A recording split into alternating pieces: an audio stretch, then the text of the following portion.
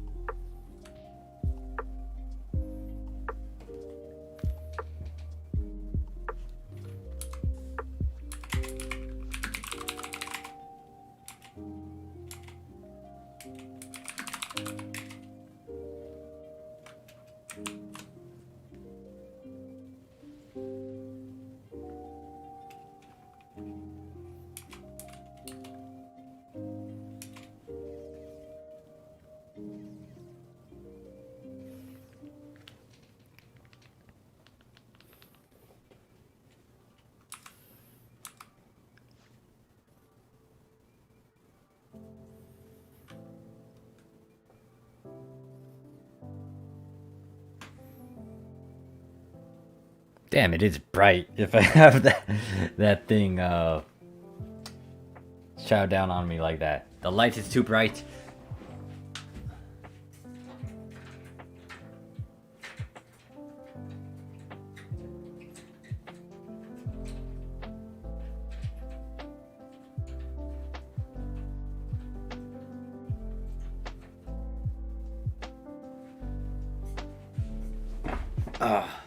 Maybe that's fine. Maybe.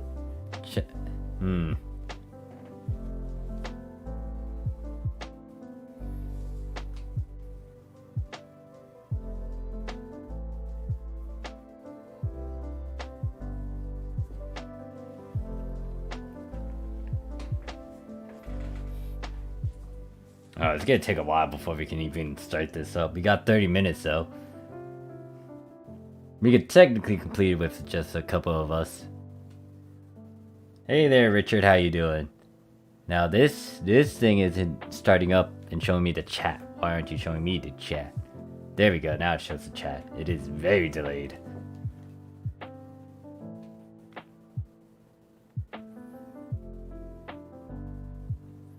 Just wanted to make my first G, so yeah, so it's broken. I don't know why. It's a new error code too. It's 2201 or something. It might be up on bump. Hey look, Ghost is in this run.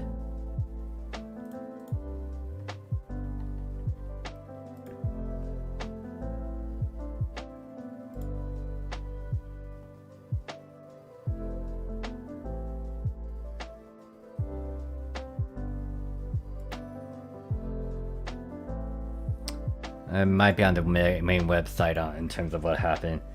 So this is in block 13. Most of the time when it comes to like a trigger run, it's gonna be in the popular block. Yeah.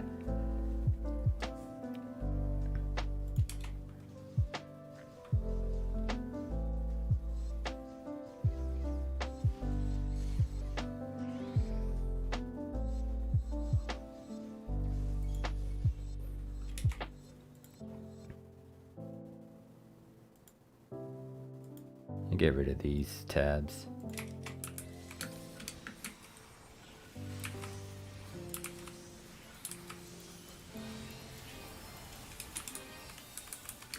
Well, I'm going to be doing during the beckoning the mothership one is going to come out in 30ish minutes, so just going to do this trigger for a bit. Hopefully you don't get a PSE burst. Because that means I gotta fix my storage. And apparently I got a 15 star. Got the gun slash on me still. Or the Monkey King bar.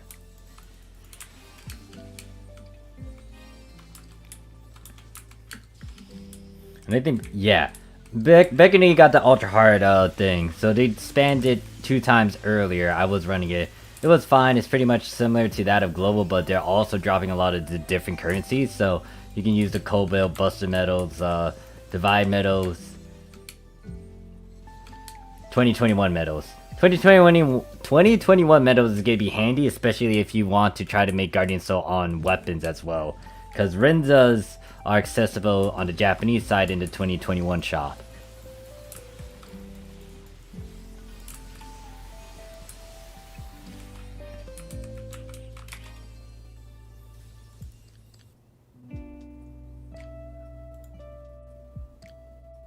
Let me turn the audio up, because it seems like you can hear a lot of my clicking. Shouldn't be fun. Should be okay for the audio to be turned up a tiny bit. If it gets louder, then I will fix that.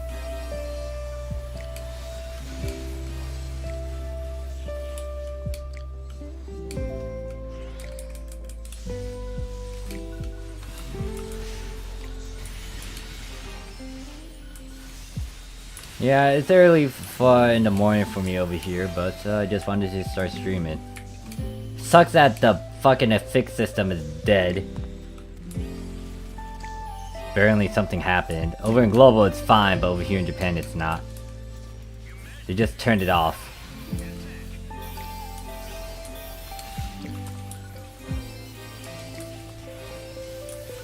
I'm not gonna do weekly hell until next week, because that's when the battle missions pop up again. I might start doing a bit of training, especially since I got some gear ready. I did, well, I can't show it right now because we're doing this.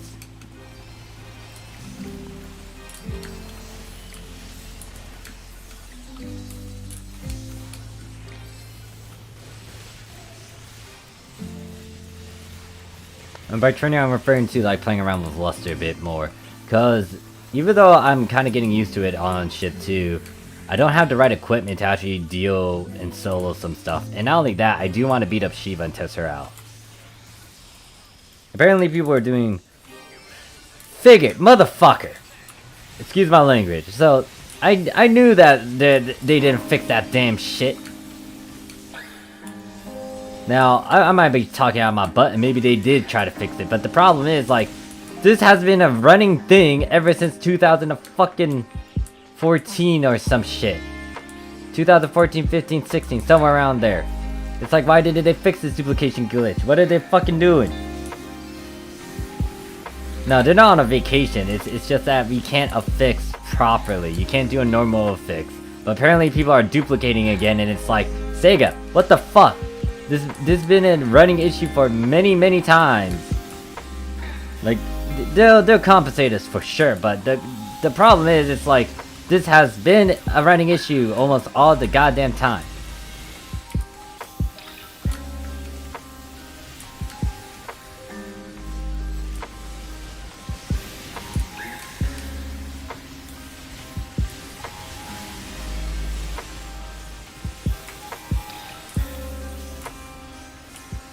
If it's a running issue, they should do something. They should code it right. But apparently, I guess they're also hyper focused on what is it, NGS, because that's what they said in the PSO2 station. At the same time, it's like this game has a bunch of issues that should be fixed. My phone is most likely going to continue to drop.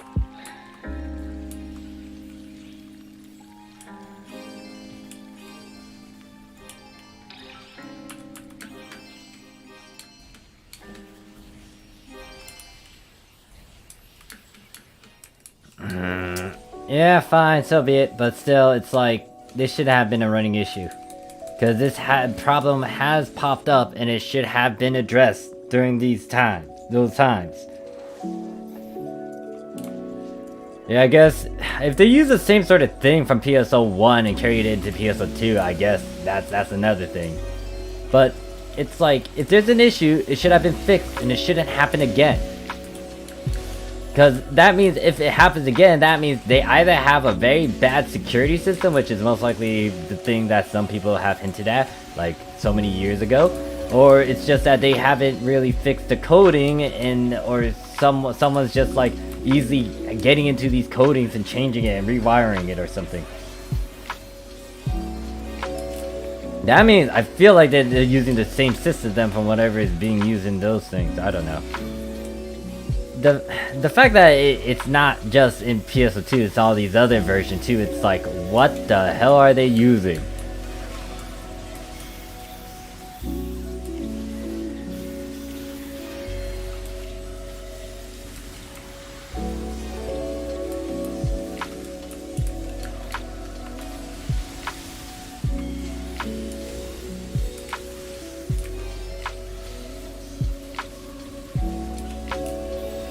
I should be focused on the mobs more than the damn bosses. Oh well, they'll kill Ragni.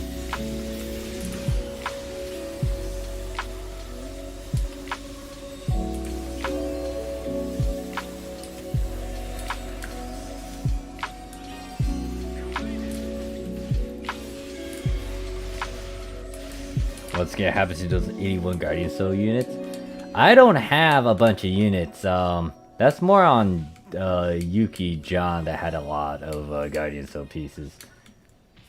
I'm gonna be making a good chunk of them, granted that, you know, they fixed the affix system. Hopefully they don't need to go into emergency maintenance, but we shall see. I still need to plan some stuff over there in Global, but I'm not gonna disclose what it is specifically.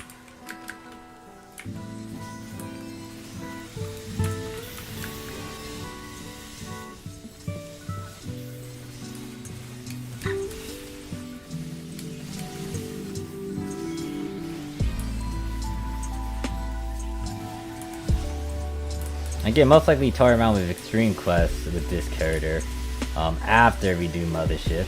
I don't think there's any other important emergency quests after that.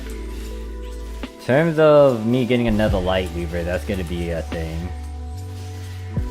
Oh yeah, we got another... No, wait, we don't get that stone yet until afterwards. What I might need to do is actually prep an iron weapon for later and get it to an 8th slot. Or agile, quote unquote.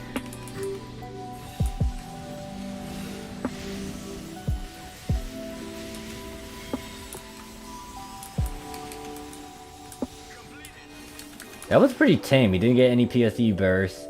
Got a lot of good chunk crack units. Gotta pick up this one. What is the piece?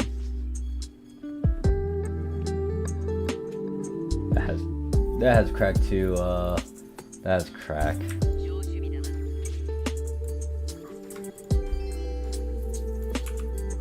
What is this piece? Those light colors on those things annoy me.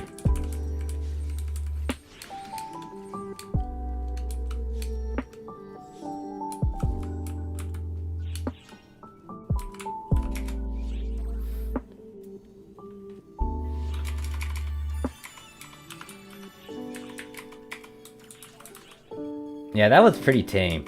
Wasn't as heavy on PSE burst. Did drop a bunch of stuff.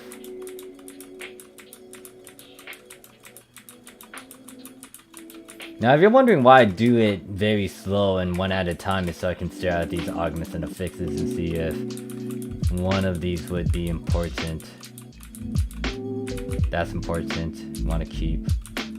Stuff is actually going up in price. The big thing that's going up in price over here in Japan is receptors, because people are smart. They realize that, one, if people can easily make some of these things,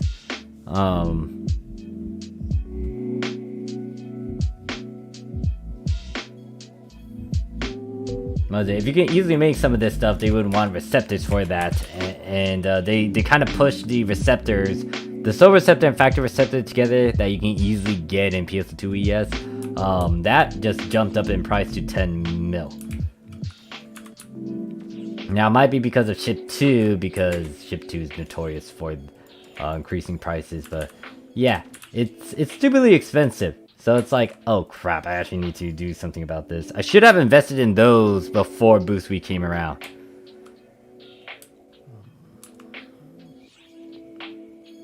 And apparently I got another World Guardian, but I don't need another one of them.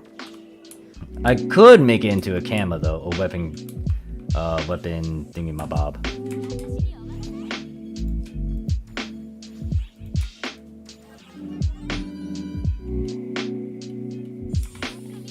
Apparently it's because of some duplication issue. You can't do anything on the Japanese side. They're gonna have to fix it. They're gonna compensate us by extending the web panel event a bit longer and then 200 star gems, but other than that, it's like, we gotta wait.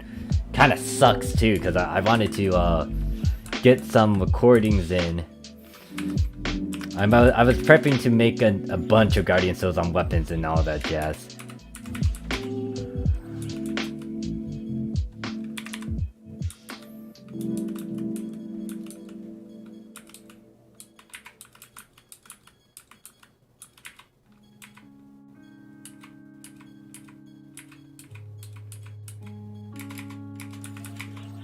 Well, do I have enough to make a lot of Guardian Souls on weapons? That's questionable, but yeah. It's gonna take a bit for me to actually do things. Glare Catalyst, Glare Catalyst. So, honestly, the fact that I'm getting Glare Catalyst as a bit of a common drop over here in Japan is dumb. To the point where it's like, oh, I don't need to worry about, like, some of the glares that annoy me. Except Photonic Glare. Photonic Glare will have a bit of value still. Those aren't bad to try to farm for, though.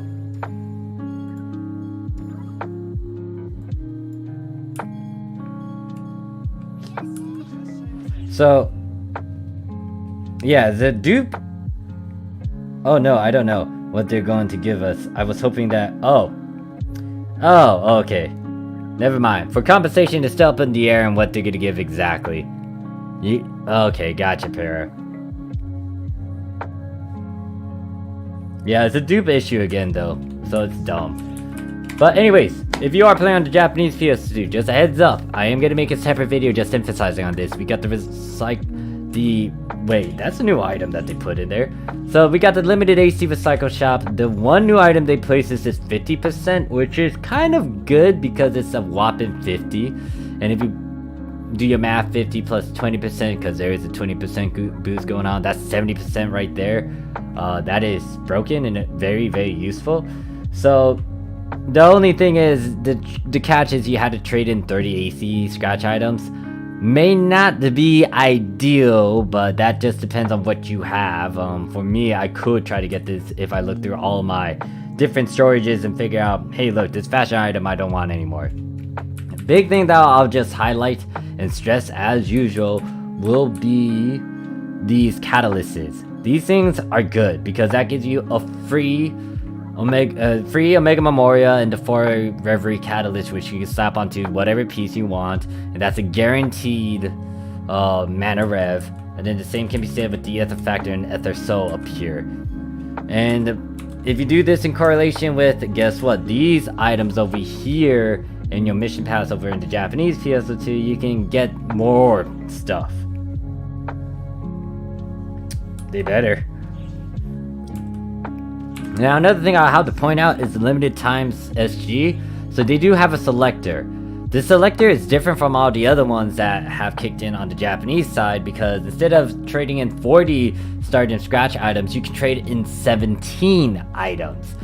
And not only that, with this Star Gem, that revival that they did, it goes through all of the Star Gem stuff. So episode 6, episode 5, episode 4, episode 1 through 3, it has all the lobby actions. Most of the lobby actions has all the, what is it? Episode 6 stuff in terms of Shiva, Varuna, Metra, Kori, various things that you might have missed out on. Harriet stuff as well. So it's kind of a plus side. So if you want to get a selector, you can do it through here. All you need to do is trade in your Stardom badges. You only need to trade in 17 of it.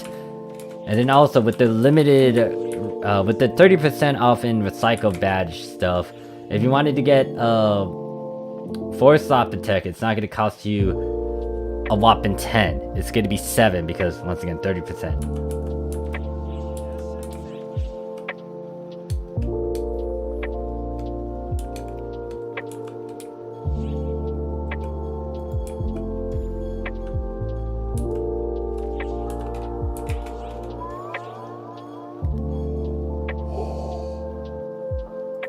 Whoa, excuse me.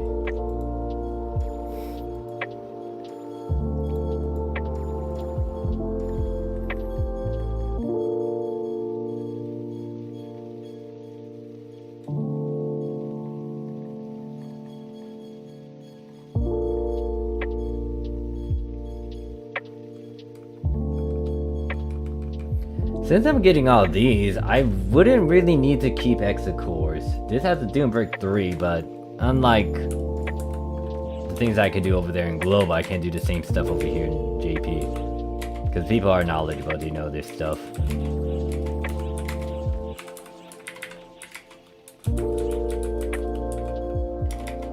I can start cleaning out my storage.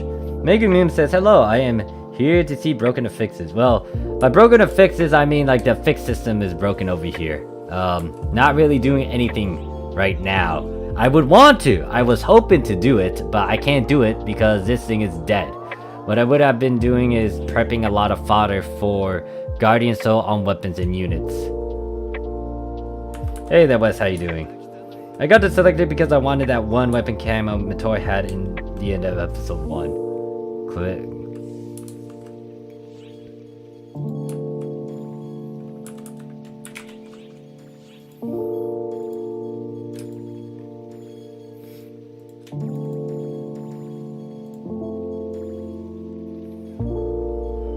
Yeah, so what's going to be popping up in a bit will be, Mothership. Now, in terms of what's going to happen after that, is going to be Primordio at 12. I might showcase that. And then I'm going to have to keep tabs on Global too, so I can still do things over there.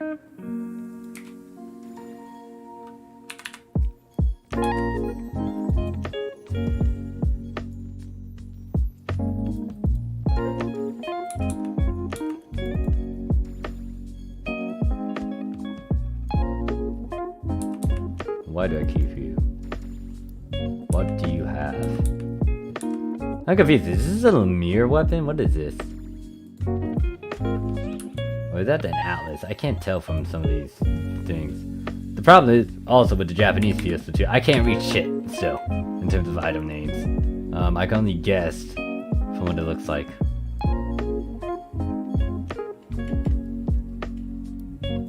Aries.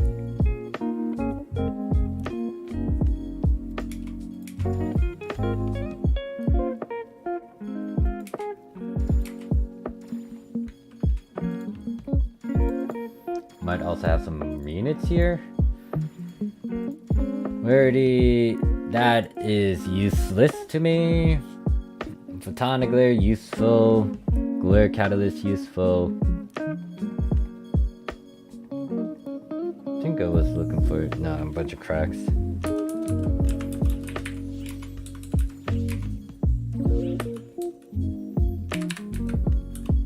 just in case to double check on the stuff that I put over here. That's fine.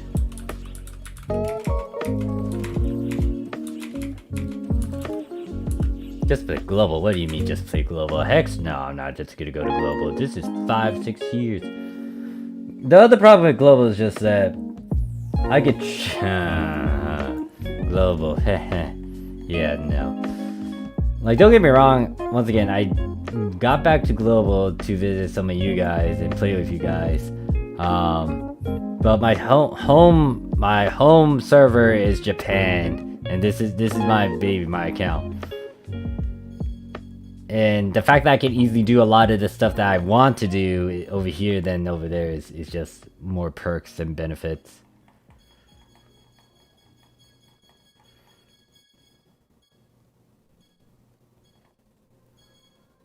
But damn. The thing is, even though I kind of complain about the fact that, you know, people raise some stuff, it's like, it makes sense. Compared to that of what I saw over there in global, where it's like, why is this selling? I made so many things over there in global where it's like, I should be making a profit off of this, especially with how it is easily accessible, but I'm getting a lot of stupid meseta out of this. It is dumb. Well, it's like, I still navigate through it. If everything was in Japanese, I would still be able to navigate through most of PSO2, especially with my time. And it, even though, like, if they never translated, like, NGS to, like, the way that I would be able to tackle that is go into global, figure out all the ways to navigate through that, take screenshots of it, save it, and then most likely go in Japan and just navigate it through those means. Like, it's not hard for me to just piece it together and just push on through. Even though I can't read Japanese, doesn't mean I can't figure out some of the basic stuff.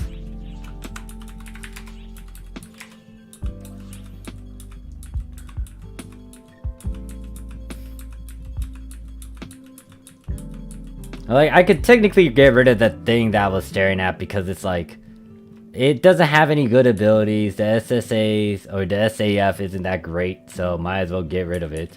The only thing is, do I want to hold on to it because it could help me go for an Atlas CX, or is it the Ares? And I will most likely be able to figure that out if I see another dupe of that when I go into the urgent emergency quest.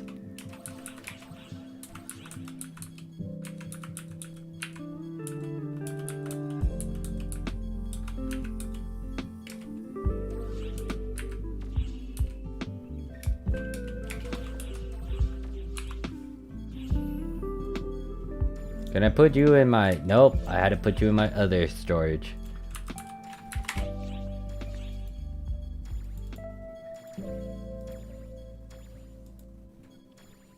And besides, I ain't going in global because half of the collab items that I own is like not over there in global. I will forever flash this thing over here. This thing that I'm holding, global does not have this. It's Freedom Wars. That thing is extinct over here and it costs billions.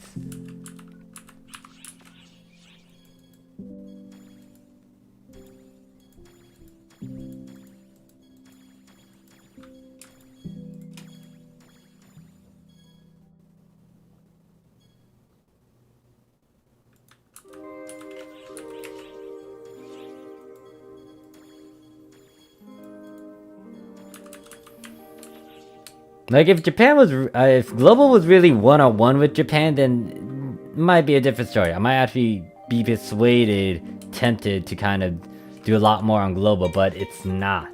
And I can point out all these differences where it's like, global doesn't treat their players like this, and then there's Japan where it's like, oh, they have so many perks and benefits. And the big thing that kind of sold me on some things is the fact that they put fun stuff into your mission pass where it shouldn't be in the mission pass in the first place. And then there's like just several other perks, and the big one that also sold me was also the Sergeant Selector thing, because what they did for global specifically was put the Sergeant Selector that would usually be in here in your bonus scratch, which means to actually get the selector you need to scratch with like X amount of star gems. Now if you were able to accumulate a lot, you build up a lot, you farm for it a lot, that is fine. But you have to do like 50 times pulls to get the selector. Over in Japan, you don't need to have a selector.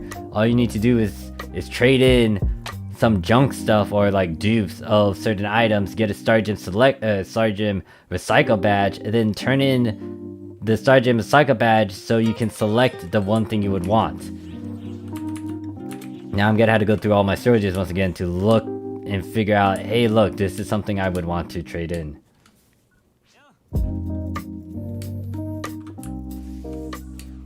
And besides, I would also I'm gonna most likely do another thing down the line, but I'm not gonna mention what it is for now.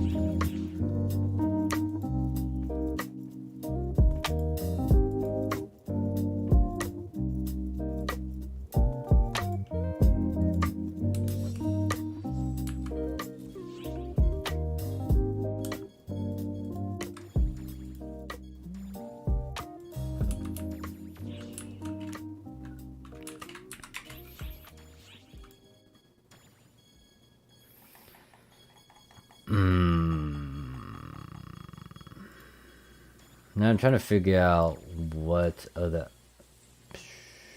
That's a rhetorical question. I just need to look through all these things to figure out what I still need to trade in. What is this? This is the Aries. Yeah, that's Aries. Aries. Divine Order.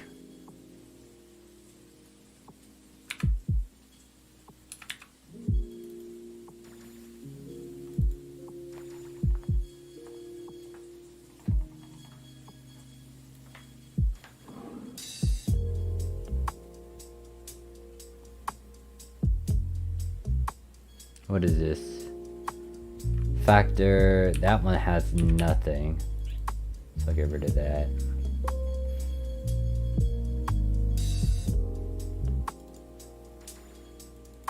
That should have an SSA. Oh, it doesn't have an SSA.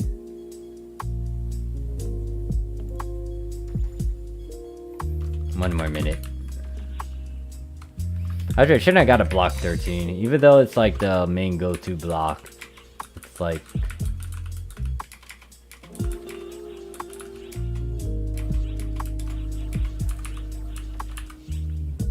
Got a quick question. For the new limited quest, you can get craft unit set? You mean over there in Global? No, you cannot. Yeah, you cannot get a craft unit set from that limited quest. What you can do is farm Sedan, and you can get those units from there, especially in Divide Quest 3135.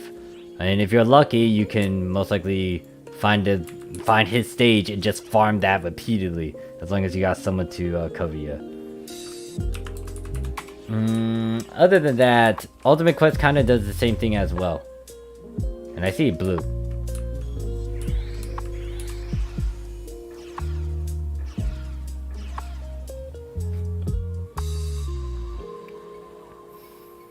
The limited quest over there in Global gives you Renza's. Renza's is at other 15 star, which is pretty much Fluxio version 2.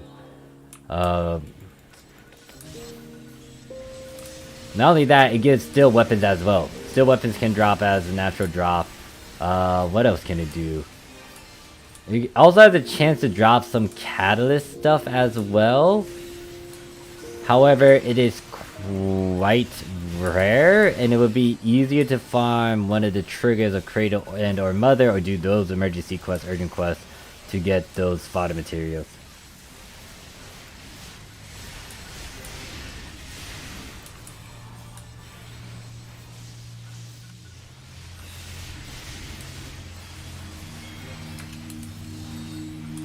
Or you can do like trigger TDP.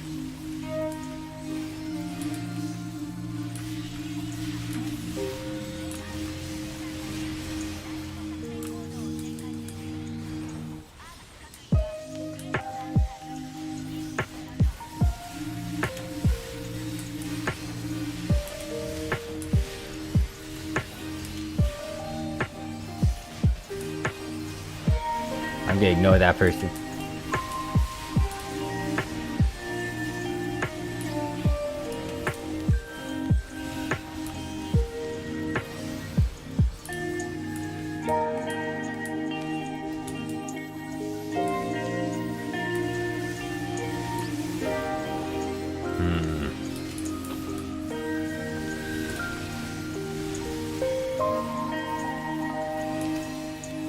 Oh yeah, you guys also don't have the 13-star unit exchange. That annoys me. It's like, so they decided to add the UH stuff where 13-star spam a lot, but they didn't give you a 13-star unit exchange. And it's annoying to actually just have a horde of 13-star units.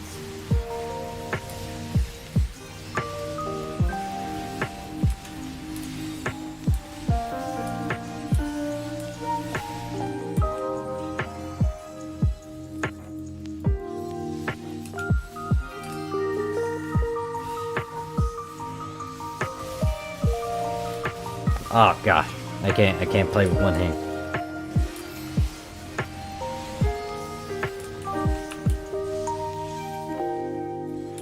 So yeah, I've got to be farming on both Japan and Global anyways.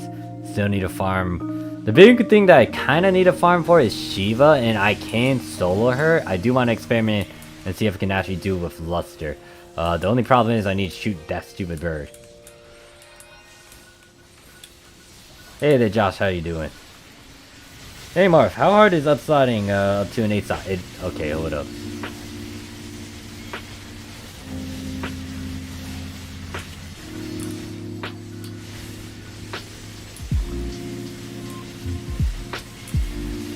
Can you break 30-star units? No, we cannot break them. We cannot descent them. We can trade them for X cubes though. 30-star units can be traded in for X cubes. I can. Okay, apparently I can't pop it up in my. There we go. So, no, I can't do it in the quest. Never mind. Can you play with one until you get this 12? But oh gosh, you could technically do that. That's setting up macros. I do not have a mouse like that. Hakim says you can play with one hand. Put auto luster. oh god, no. We're not doing smart PA move stuff. Richard said, "Hey Morph, how hard is upsliding up to an 8 slot? I currently still need 2 crash units, and boost week is 20% ends next week. Should I well bind the modules or just YOLO upsliding aside boost week?"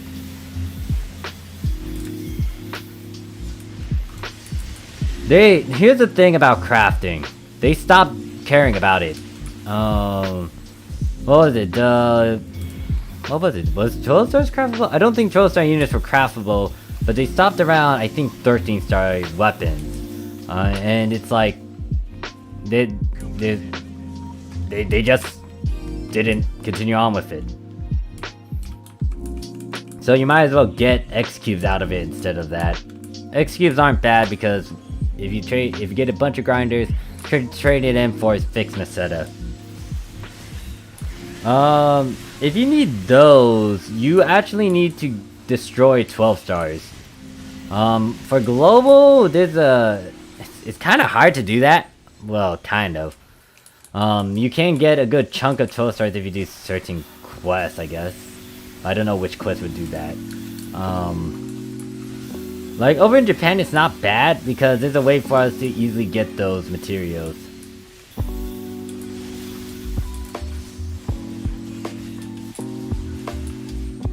Wait, are you trying to get Revelates? But anyway, to answer your question, Richard, yeah, upsliding is a painful thing to do. If you haven't seen my video where I actually upslided most of my unit pieces to an 8 slot, yeah, it's a pain. It's a giant pain without a boost week, and especially if you don't use that to your advantage. Because when it comes to upsliding to an 8 slot, especially if it's on a unit, it's gonna be a pain because the percents aren't at 100. With a 20%, a whopping 20%, if you just use junk abilities or SSA abilities, it is 90%. Granted that you use a 40% success boost with the 20%. So the question is, do you want to deal with the natural stupid number with when you try to upslot from a 7 slot to an 8 slot without a boost week, or do you want to do it with a boost week? Like, I wish I could demonstrate it, but the problem is the fix system over here in Japan is dead.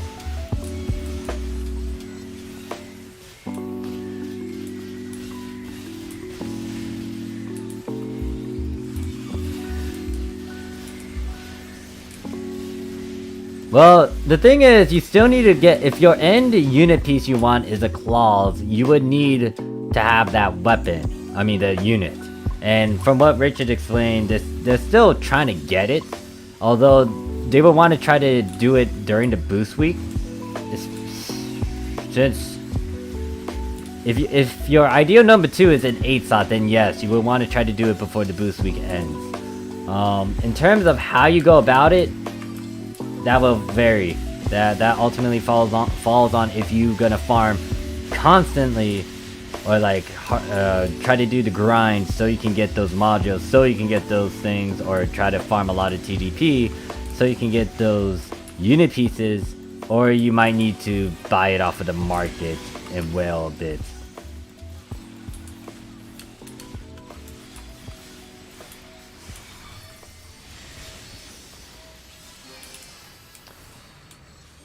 Well, I can agree with the 6 slot. It's just that, once again, with a boost week, you may want to take full advantage of it. Now, in terms of defining casual, because that can vary, I would say that 6 slot, 7 slot would be alright. 7 slot is kind of pushing it. It's kind of in between the what is it, the 6 slot and 8 slot. 6 slot you can definitely work with, however you might bump into some issues of not having as much, but then that kind of falls onto several other things like the class and what you're dealing with. If you really want to abuse the ability transfer pass, or just special augment transfer, special ability transfer, aka SAT, if you want to abuse the SAT method, then it is a good thing to try to push your units to an 8 slot. But hopefully that's you pushing the units to an 8 slot without finalizing anything. So if you were working on a fodder piece at,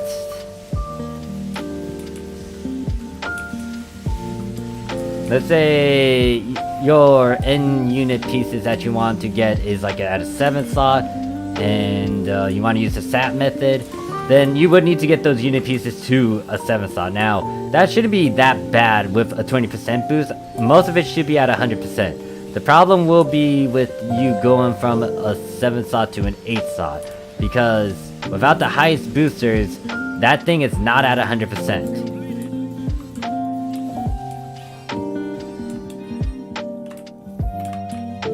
You could wait for the next boost week, but for global, I have no clue when that is. For Japan, especially with how they're using a boost week every time we get a web panel event, we'll get ours during a web panel event. Now, there might be another boost week because if NGS is around the corner, and depending on what sort of event and promotion they're doing for Sega or PSO2, then that's gonna kick in. How do you hide HUD on console? What do you mean by HUD?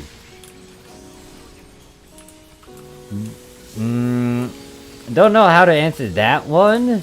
I mean, if you're taking screenshot pictures, the command is UI off. Actually, that's a command right there. You had to put in UI off, and then whatever amount of seconds.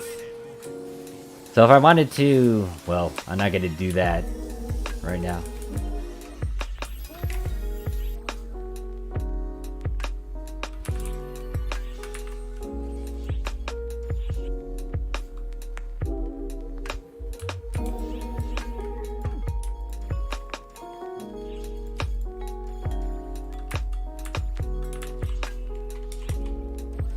Maybe I shouldn't have multi.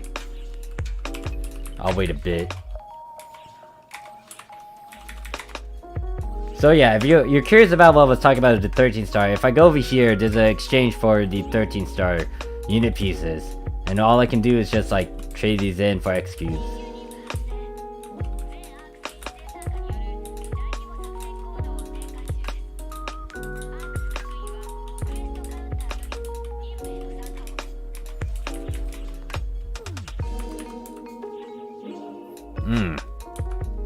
It's not building up. Slowly building up. Shouldn't have multied. 13 stars. Get to trade all these in.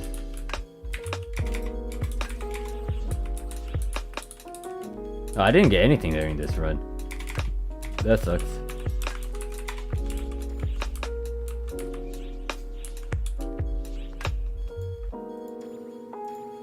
And I already got like 200 executes from that.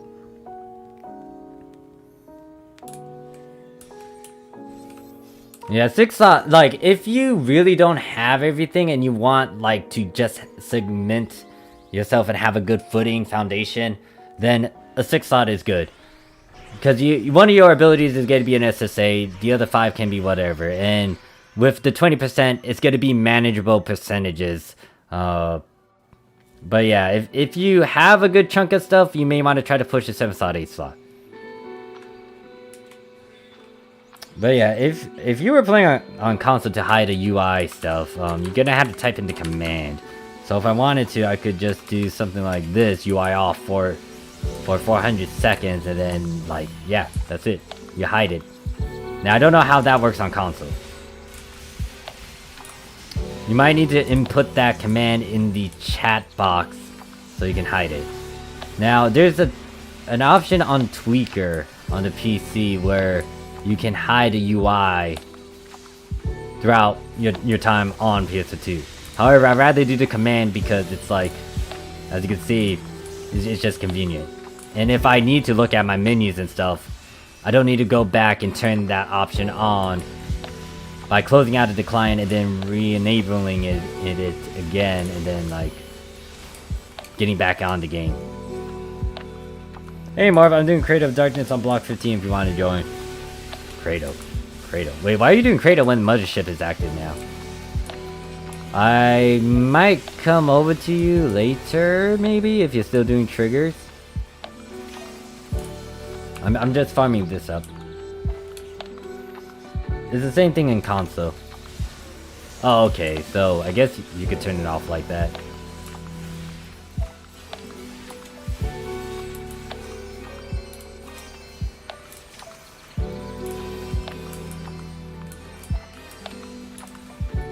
Okay, type the command in chat. Alright. Thanks for the heads up, Mega Moon.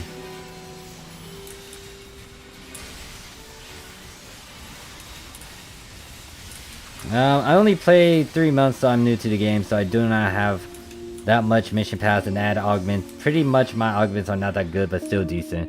Yeah, like, I could say that my stuff over there in Global are decent.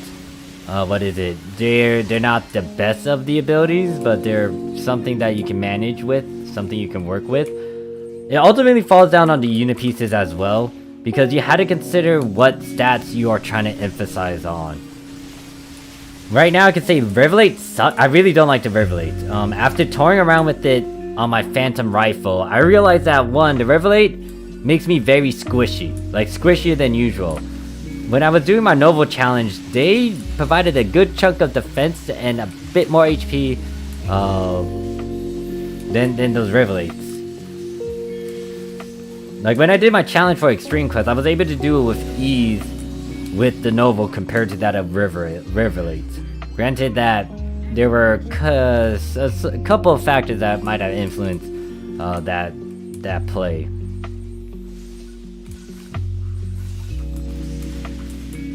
Like the light stream, if you had to if you had to go to another unit piece other than the claws, I would recommend light stream. Light stream's pretty decent for that because it has a good chunk of stats.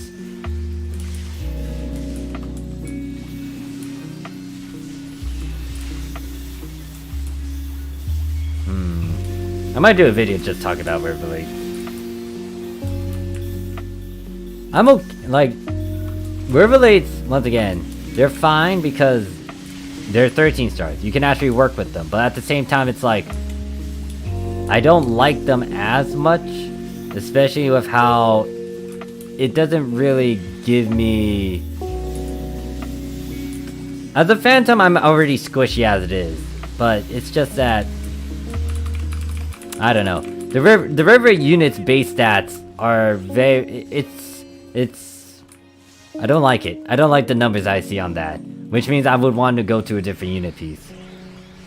However, it's gonna take me a while to even try to get the claws units on my ship 1 character. Oh, excuse me, Trailblazer. Different terminology. Lightstream is pretty much Trailblazer. If you hear me say that, I'm referring to Trailblazer. This is why I don't like global names. global names doesn't, like, the stuff that we know over in Japan is not the same over there in global. And it annoys me as an affixer augmenter to try to explain certain abilities when, you know, the names are different. For example, Steadfast Will is pretty much the normal attack that gives you like 13%. But we call it Calming Intent over here in the Japanese translation. In terms of like mysterious, in terms of your skillful will adept with adept skill, we call that mysterious purpose, mysterious intent. Yeah, so mixing up your unit pieces isn't bad. It like you have to do a bit of looking at the stats and you'll realize that there's some unit pieces you might want to go for because they give you a lot. The big one is the claws. Claws can give you a lot of stats. It just depends on what stat you are trying to go for. For example, if you want to emphasize heavily on PP, then you might want to go for the leg. If you want to emphasize on HP, you might want to go for the arm. If you want to go for the rear, you're trying to emphasize on your attack. And you could do a mix of the 13-star units. What is your favorite class? In all honesty, like, my favorite, in terms of playing it right now, like, here's the thing. I still haven't played with most of the classes, effectively. Like, I haven't mastered a good chunk of it. I have tried a good chunk of various classes, but in terms of mastering them, it kind of here and there. I would still say that Braver is my OG class. In terms of being relaxed and just being able to just do some endgame content, I would say Phantom. I am working on Luster now, as you can see. Not the best gameplay for Luster. I'm gonna challenge myself a bit later. But I am starting to practice with Luster. I am trying to also practice with a Twal. There's a lot of things that I need to revisit. And the big thing is, the reason why I moved from all these other classes and why I haven't really worked on them as much is because stuff changed a lot. Back then in episode 3, I did so many different classes. I did Force Techer, I did Bouncer Hunter, I did Fighter Hunter, I did Fighter Hunter, Fighter Bouncer. What else? I played around with Ranger Hunter, I played around with Summoner, but that was back in episode 4. What else? Braver Hunter. There was like a lot of things I did, and then there were certain game styles, play styles that I did with those classes, but then it changed because meta changes. And then I just stopped trying to follow it most of the time, and I just kind of, when I got back into the game, I tried out a lot of the successor classes, and I just stick with Phantom because it had the katana, but not only that, I kind of like the style of how Phantom does things, and I was able to get into it. What is it? Hero, for example, that one needs a bit of practice. Luster, when Luster got released, it was kind of simple for me to just play it, but in terms of mastering it and understanding the different combos it has, that took some time, and I'm still working with it now to understand it. A Twal, how do I feel about Twal? A Twal I got mixed feelings for because it's, don't get me wrong, it is a good class, but it has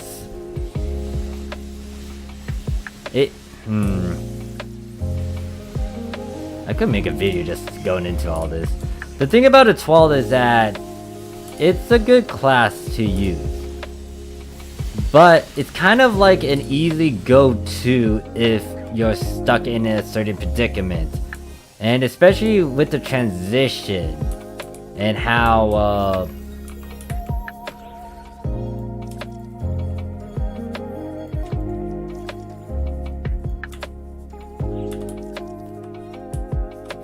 how do I describe it?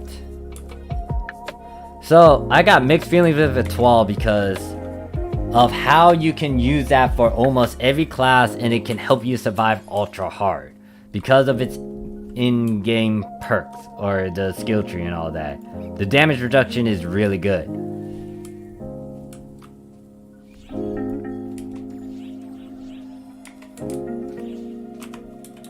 It can also give you a bit of damage, but there's still some other debates about that as well.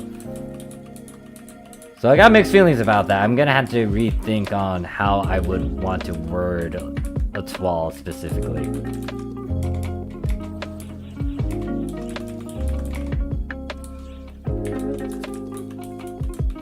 And by a bit of damage, I'm referring to how when you sub it, especially if you go into talk about like fighter étoile versus fighter hunter, there's going to be a debate on that, which one can give you a lot more damage. And obviously, to figure that out too, you would want to do some test runs.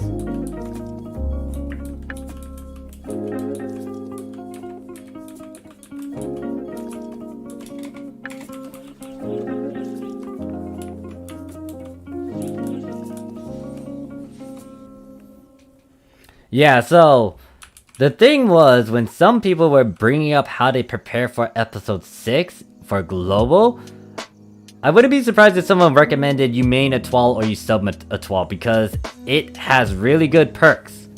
I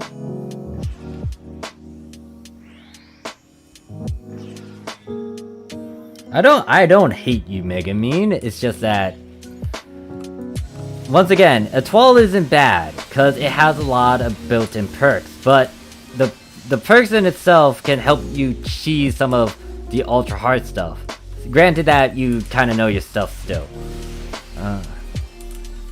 And I don't hate Revelates because it is an easy to go to unit set, or well, specifically Noble is. It's just that I feel like the stats are really low compared to that of its prior form, but I'm gonna have to stare at those numbers.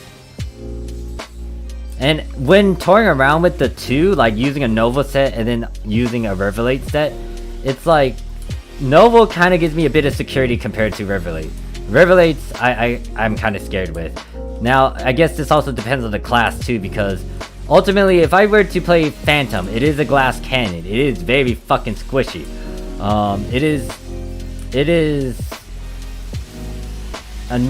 You're gonna die. You will most likely get to die, and you are squishy. Doesn't matter if you build up a lot of HP or a good chunk of defense, you're gonna die. Because Phantom is like that. That's how it's built. So I just realized that by having certain things, especially on the Japanese side, and then going there to global, it's like, oh wait, shit, this is a very questionable piece for me to use, or I'm actually very squishy. Kind of reveals my mortality, I guess, because with me making an all-rounder set and using the claws, the crafts, unit pieces over here in Japan, like as a Phantom, well granted that I'm not playing on a Phantom right now, I'm pretty tanky than usual. But when I go over there on global where I use like decent mediocre stuff, I realize, oh shit, I'm actually very fucking squishy and I gotta be really careful. Hey there, Sion, how you doing? Yeah, so one hit KO. So there's a thing. There's a test, and that goes into that video where I'm gonna do a lot of talks about like HP versus like a defense build. The thing that you saw where I said true tank build, that video that I released, that will lead up into that sort of discussion. And I've kind of talked about it off stream, maybe a bit on stream, but there's a huge difference. The thing about Twal is that they have the perk the Twal will, and that is your safeguard against a one-hit KO move. Granted that you would not want to purposely get in front of a laser. Now, in my true tank build video, I did stand in front of a laser, but I was using a certain combo to actually do that.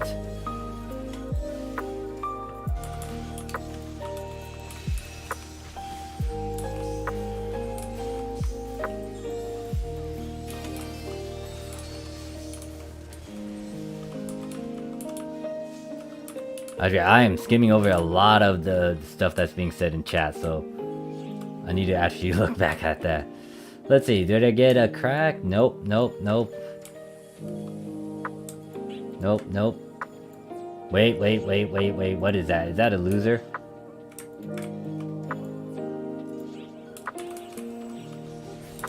Defense is pretty much 1-to-1, right? There's a certain formula for it. All I know is that when it comes to the basics, when it comes to defense, you would want to know what your enemy is doing. And I don't know if you guys are aware of that.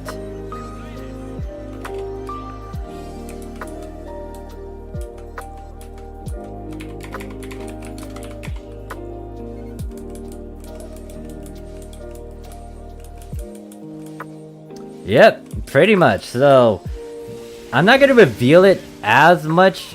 Well, I might reveal what the class is, but yeah, a Twal, Hunter Twal is really fucking tanky.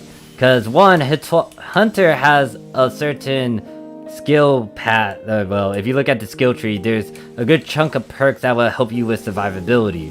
Then you look at a Twal, and it already has a good chunk of damage multipliers and then also damage reduction. So if you have those two, you're pretty high up there.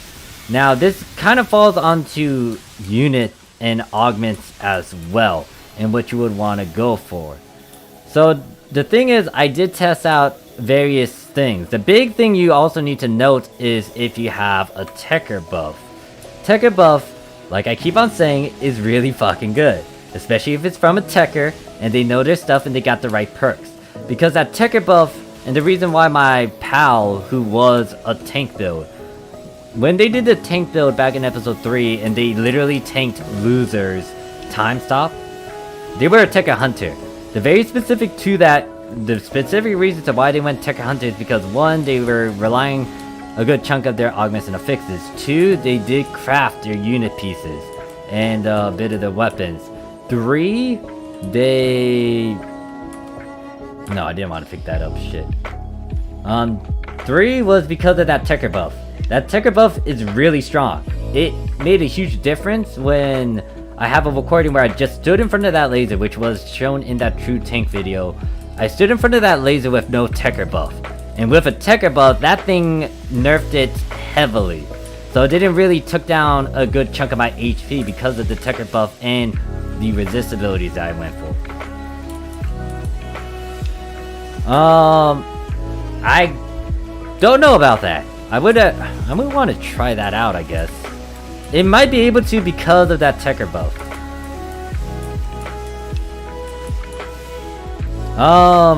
Full Tank did.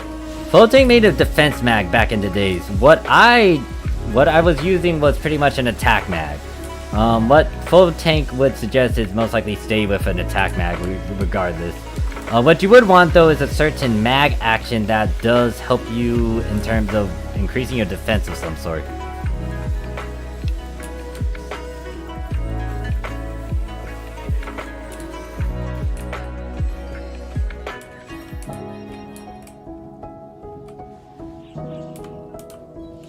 By the way, is it okay to play support in NGS since I'm a support guy and in any game I main Techer? Now, Techers most likely will be a thing. And the support buffs will be really good. But in terms of the support role, and this kind of goes into a discussion that we had like in several different streams with some of the people that chat in the streams, in my voice chat and all that. In terms of roles, so if you're not familiar with other MMORPGs where they do like a tank, like a heavy tank role, and then like a healer role, and then like a support and DPS role, that might not be a thing, but it's too early to say that for NGS, but it hasn't really been a thing for PSO2. And this goes into another discussion video that I'm gonna have to make later after I talk about HP versus like a full tank resist sort of build. Tanks aren't needed as much for PSO2. NGS might change it, but for PSO2, it's been a dying thing. Because there's a lot of variables you gotta consider. Now, I'm not saying that, you know, you can't play a tanky role, like you can actually pull in aggro and do CC control, but you might be fighting over it. Because there's a lot of classes that will be able to try to get aggro. And the other problem is, how exactly are you able to get the aggro? Because sometimes you get the aggro because you're doing a lot of damage. Sometimes you get the aggro because you have certain perks and skills that can grab the attention. And a good example of like someone fighting over aggro will be maybe like a gunner, hero, and hunter in the same party. If you have a hero, they will want to try to get that attention so they can actually counter and get a good bunch of perks off of them. But then again, hunter kind of has something as well that would want to try to grab the boss's attention. So everyone's kind of doing their own thing, and that's a problem because that means like, you know, roles are not stressed. Now in the past, it was a lot of experimental stuff, especially on the Japanese side. Episode 3, there were a lot of... Episode 1, 2, and 3 they were experimenting with a bunch of different classes, and there were a lot of different hybrids. The big one that I still have and I kind of toy around with is Fighter Bouncer with dual blades.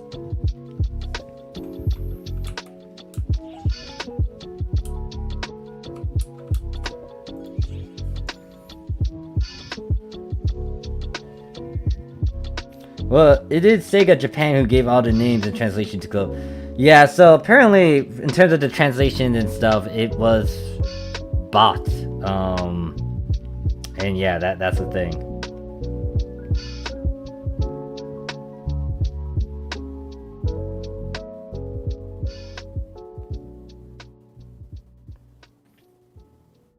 Yeah, I don't... If you don't have an active team, then you might want to find an active team, Josh, looking back at the comments. Or you could try to find some people who are trying to farm for the same stuff that you're trying to farm for and try to group together and make MPAs. Victor says, couldn't join the stream's EQ, blame, sleepiness, but good luck with the stream. Thanks. Oh wait, I think I know who you are. Girl's like, and most players have lifesteal, so the traditional healer role isn't needed. A TA improves the MPA's survivability and DPS in the long run. As a fighter, I can worry a little less when I make mistakes. Yeah, that's the big thing, and moved away from that, because this is why when I talk about that, when I showcase the true tank build, I didn't want to go into very specific details on how I made those pieces. If you've seen the video where it's only membership views only, or if you've seen it in one of my streams I did show it. But I'm gonna have to go into a long discussion about the tank role, because the tank role, it's good to have, but the question is, who else are you competing with? Because once again, hero, gunner, there's some classes that can pull aggro, and they would want to get that aggro. So you're fighting against all these different classes where it's like, I want to try to get aggro, but they're trying to steal the aggro off of me. So it's gonna be an aggro war. And that's not ideal. If you're the only hunter though and you're able to pull aggro, that's great. Then that you have control and you can help out that MPA. But it's not a needed thing. Everyone can do their own agenda and do their own thing. And what is blue doing in front of me?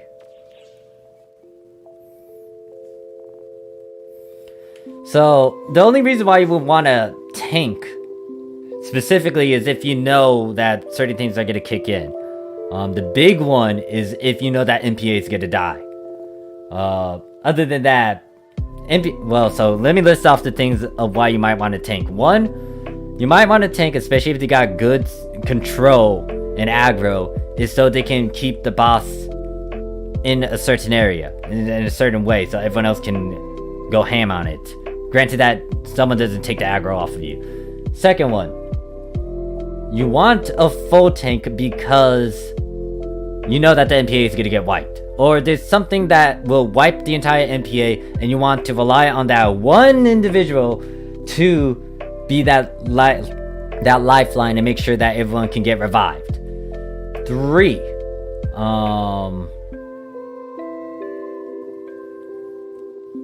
you just wanted to do it. Now, it can be misused negatively, especially in terms of just not doing a lot of damage and not doing a lot of things, and it can be leeching. That's what I'm kind of worried about in terms of sharing it, which is why I'm not going to share it in exact details. Another thing is, when it comes to, even though you have all these different perks, there are things in the game that will instant kill you. One of them is destroying the platform. If you are familiar with Primordial, when you jump between the platforms, if the platform you are standing on is destroyed, you are going to die regardless of all the nerfs, all of the resists that you have, because the programming is that thing dies, you die if you are on it. Second one that I cannot test out, but I really want to test out, is Odin. Odin, he appeared on the Japanese PSO2, and it was somewhere around 3 or 4. Odin has a very unique animation and a kill move. And this kill move will ignore all of your resists and stuff. Sadly, I cannot test them because I do not see them. And the only time you can see him is if you go into a quest and hope to bump into his emergency trial.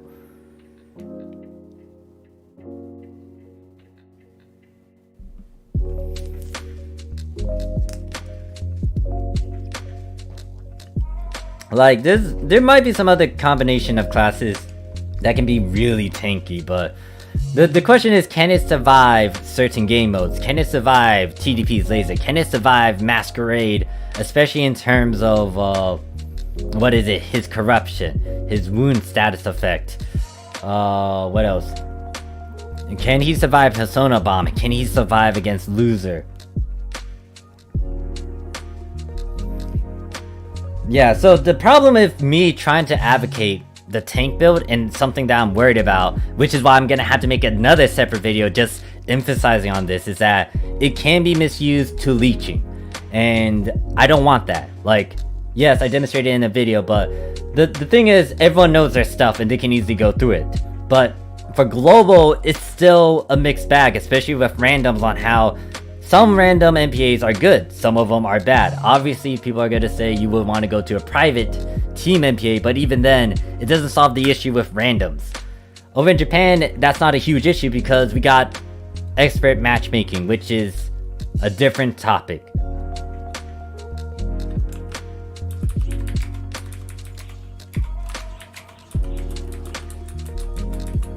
Alright, let me go over to Ghost and join in on the trigger.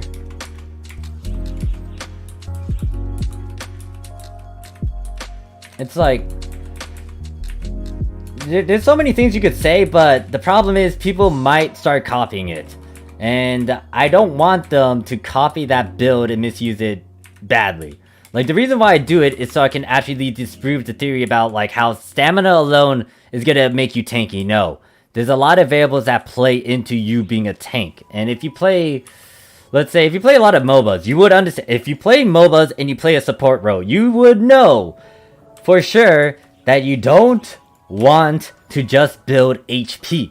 Especially if you're fighting against a team that knows their shit. And especially if they have a certain team comp.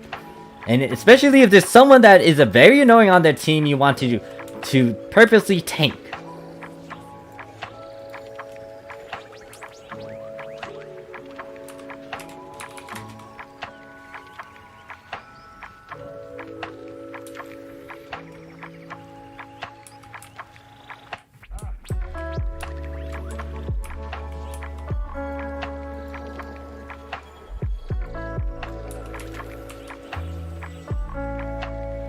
Wait, what was it? Oh yeah, so yeah, in terms of the MOBA talk, because I lost my train of thought, it's pretty much, if you take that same concept, it applies in a lot of MMOs, because if you get to build a tank, you need to build up on all these things. Not only that, you gotta have that mitigation, you gotta have that CC control.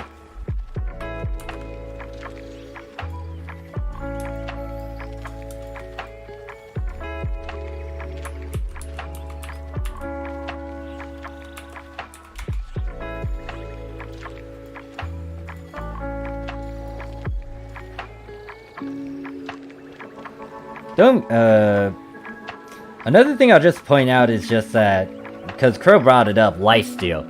Don't get me wrong, I like my lifesteal too, but you will realize that that is a bit of a weakness, because that's relying on an SSA.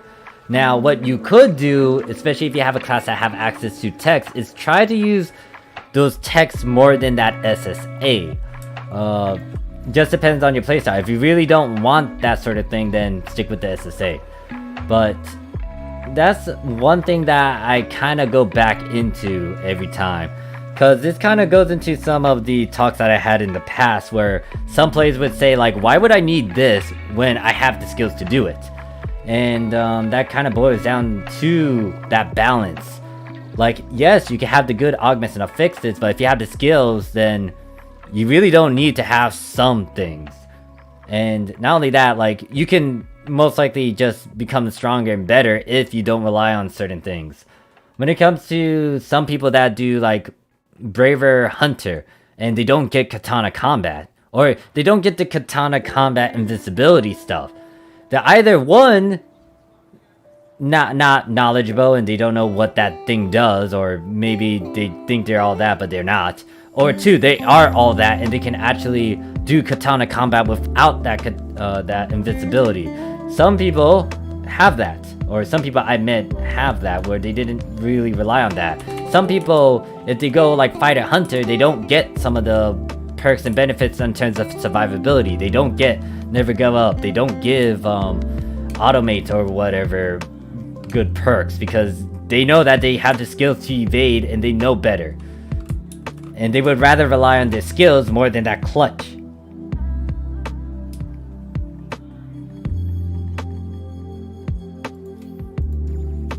The thing about like you furthering yourself is that you want to push and challenge yourself and kind of slowly get off of these little things that you kind of rely on. Once again, I'm a big fan of lifesteal. I am guilty of that. But at the same time, there are some of the classes that I'm trying to play that doesn't rely on that. Luster, I mean, I can't say the same with Luster, because right now I have Mysterious Intent, Skillful Adept Will, which is pretty much a built-in lifesteal right there.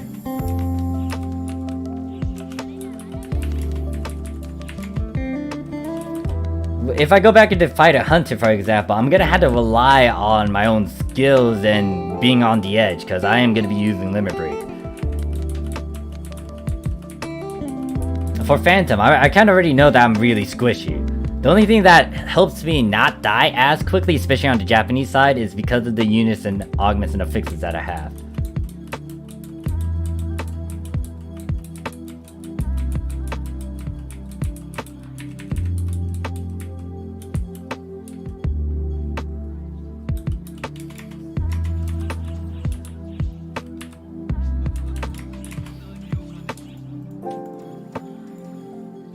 Now, I just saw something, so let me read that. Joshes in global still make their stat balance a bit tanky, but in Japan some focus on damage because something if you kill the boss faster. Well, that's kind of true, and that has been sort of the mentality that was kind of pushed on. Well, I wouldn't say push, it just happened to make sense, and that kind of makes sense in some other games as well. A good example of it, like I play Genshin, and a logic behind that is like you don't need a healer. You might want to have a bit of heals or someone that can easily do that, but you don't need a reliable healer. Like, once again, if there's ways to heal yourself, especially if you could put down a technique so you can heal immediately, then do that. But it's like, if you're able to focus on the damage and kill it quickly, then you're good. That means you don't need to have a prolonged fight where, you know, you would have to be stressed by that fight. Now, granted that some people have the skill regardless and it's not going to affect them. The thing about global is that they rely a bit too much on the stats, and sometimes it doesn't really come down to that. It comes down to that balance, especially in terms of skills. Like, even though I say there's a balance, skills play a major role into it, because your skills in your skill tree, in you yourself knowing your class, you yourself knowing the enemy, it's gonna boil down to how you go about it and how you can use your equipment to your advantage to tackle those things. It's like knowledge against your enemy, knowledge about the moveset, knowledge about your own class, knowledge about these different class combination of yours, knowing what equipment you have available, knowing how you can maximize on these equipments, knowing what augments and abilities will best suit you and your playstyle. It's a balance, but it does lean more on skills and knowledge.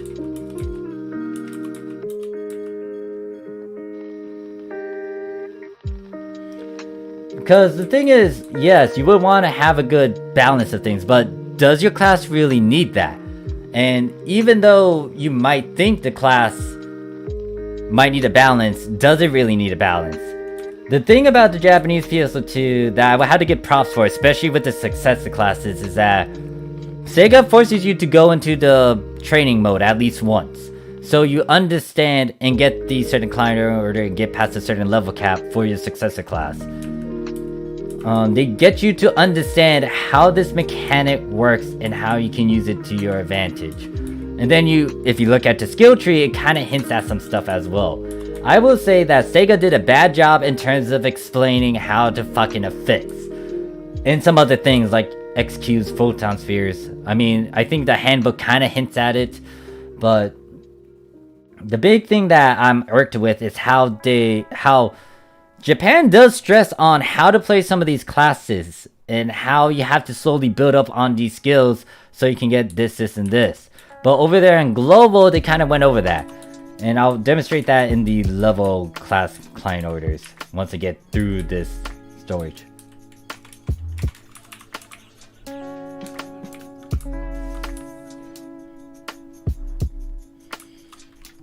Because, let me go over here and show you one thing. Coffee. Now, she is an MVP. She gives you a lot of stuff. They did change her, especially from way back then. But here's the thing about Coffee. She gives you these client orders. And if you're playing a successor class, there are level caps for it. It will tell you to get a certain title. And to get this title, you would need... Well, actually, that one's hitting level 75 and all that. Alright, ignore that one. This one, the first one, it tells you to go do the hero basics. Like, you cannot get past your level cap unless you do this. So you had to do that. That's your first level cap. Second one is to kill a good chunk of enemies with hero. After that, it tells you you gotta kill certain targets with these certain weapons. After that, it's kind of a final test to see if you can fight against these bosses with certain weapons. Now, this isn't foolproof because what you could easily do to cheese this, you ask a friend to carry you and all you need to do is at least shoot the enemy once or just like be around them while equipped with that weapon and you can easily complete this. But if you were to be genuine with this and you went through it thoroughly, you will be able to get the skills you need to understand how to actually manipulate these things. Not only that, depending on what weapon you start to lean more towards, now with hero specifically, you do want to alright, hold up.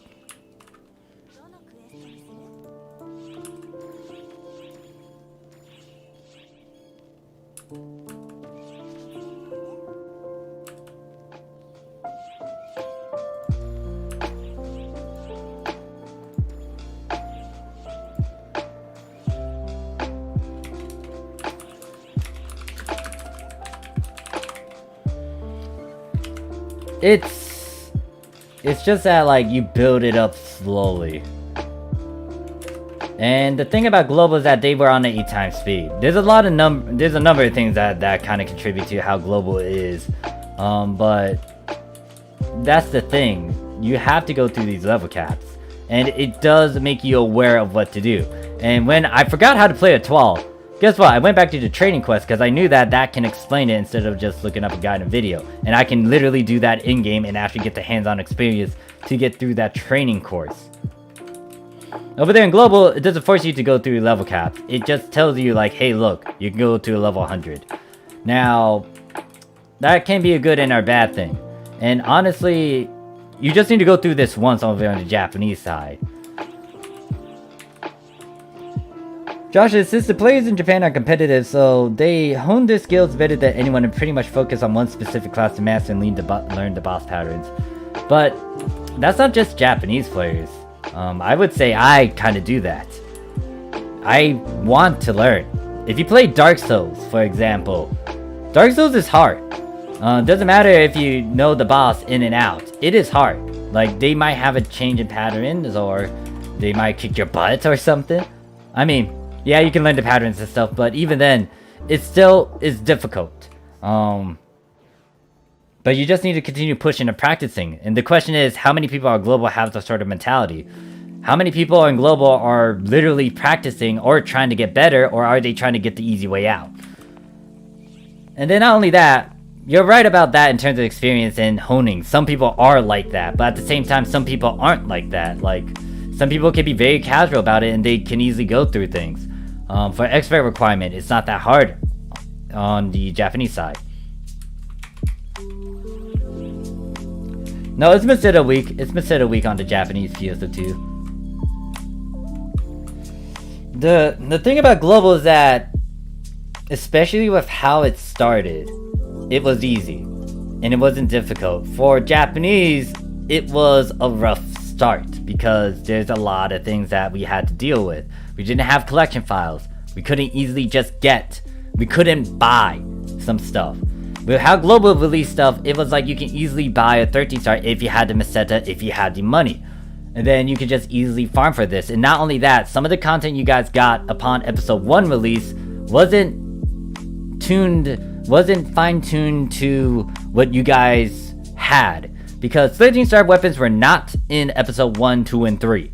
They were not the highest rarity for the Japanese side. For episode 1, I think it was only 9 stars and then 10 stars. In episode 2, it became 11 stars and then 12 stars. Episode 3 became 13 stars. And we had old types as well, so it wasn't easy to grind. Yeah, Masquerade is a great practice partner. But that's the thing though. Different environments, different ways that was done.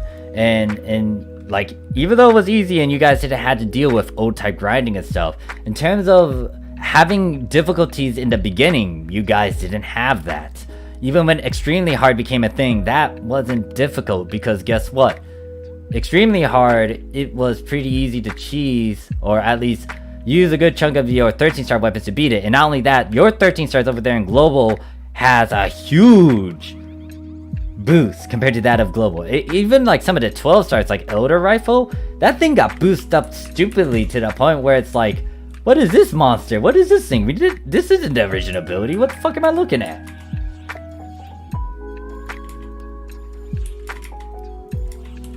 There's like a number of things that Global did. Now, I don't know if it was intentional. That would fall onto what was being said in the back lines. Yeah, pretty much. Yeah, because that's the thing. Here's the thing about Japan, especially in the past. This is why it's so different compared to that of Global. In the Japanese PSO2, especially episode 1 all the way up to 3, you farmed everything. You could not buy them. You could not get 13 stars off of the Visa phone. It was not possible. So you had to farm the very specific things. And if you want to stay with the meta, or at least have the best gear most of the time, you had to farm each of these new weapons that came out. Now, it wasn't a mandatory thing, but if you really want to be on point with it, it did. In terms of farming for all the mats, you had to farm for a lot of stuff. And the big example of this is Extreme Quest, because Extreme Quest, if you're familiar with them, you do one stage, it's like 5, well, if you do an actual run, you get 5 stages. You had to actually get through the entire Extreme Quest to get a certain item, which was used to get the certain endgame 13 star weapon, which was the Affixia, aka the Austere. So guess what? You had to do 350 stages. 350 stages. You had to do a complete set of Extreme Quests, and once you're done with it, you only get like 2 of these special catalyst items. And then guess what? You need a couple more of those, so you gotta have to do it again and again. This is why when I say that the mentality is different, it is, and it's because of how it started. Global, don't get me wrong, this can be a good and a bad thing, but it got spoiled. And it got spoiled to the point where it started to get serious, aka episode 6 and ultra hard. Oh yeah, fucking movement speed too. We didn't have any dashes. You had to know how to do twin dagger dashes, 2-step dashes, 12-step dashes. It's stupid. It was really dumb. So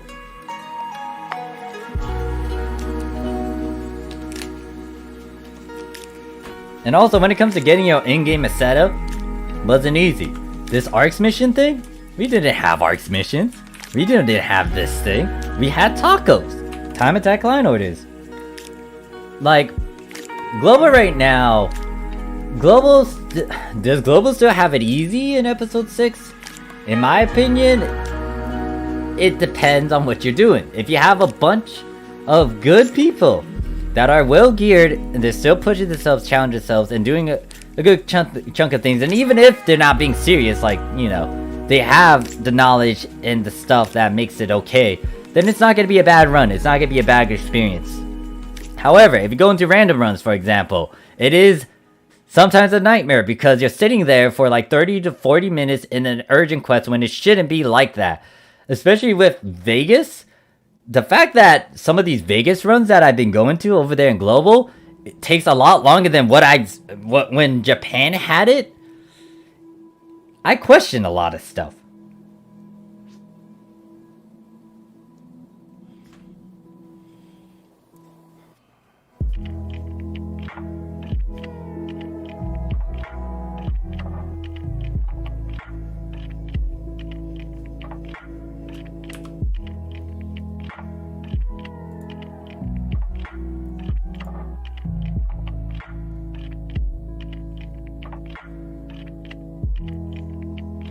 Alright, be right back.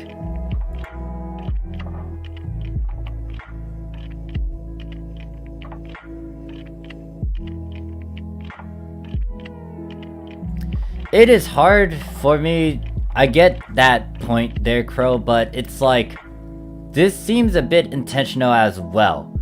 And Global could have done so many measures and steps to kind of prevent some of the things that I've seen. And yes, I get it that, once again, different mentalities, different sort of environments as well. But I still gotta point it out because it is a glaring difference. It's how, you know, you'll see a lot of differences in other things as well. Even in real life, different upbringings equals like different struggles, different difficulties, especially if someone that hadn't had a good start, let's say they're poor, they're homeless, but they're able to get a good education and stuff, but they had to go through a bunch of trivial stuff. It's like, or a bunch of harsh conditions. It's like they went through harsh stuff compared to someone that took it easy, and then they complain about, like, you know, having an education, going to high school, trying to complete stuff, and then, like, you know, there's this guy over here doing his best to do stuff. Some people are willing to trade in for a different spot. Anyways, I think I'm going into more of a philosophical talk and mindset, but that's something to note. It is an influence. It is a factor to what Global is kind of going through. So I get it. Yes, this is completely different. Global didn't really have the same stuff, and it is unfair for me to do it, but it is something to note, and I will have to put it down there, especially with, like, once again, someone who played the game constantly from Japanese PSO2 have 8 years compared to the 1 year. Of course, there's a difference, but that's something to note. Anyways, I'll be right back.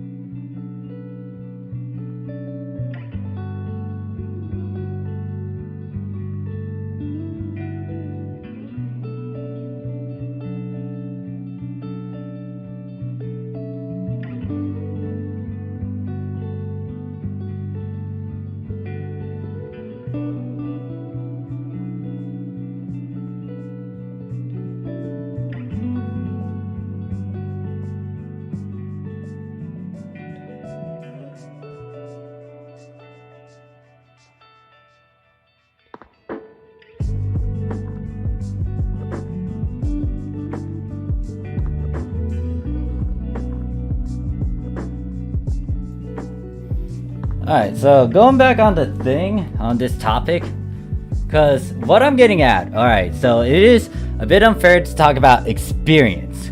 However, I am still going to point out the fact that the upbringing, that's what I'm getting at. Because the upbringing is very important, and how you try to season your people.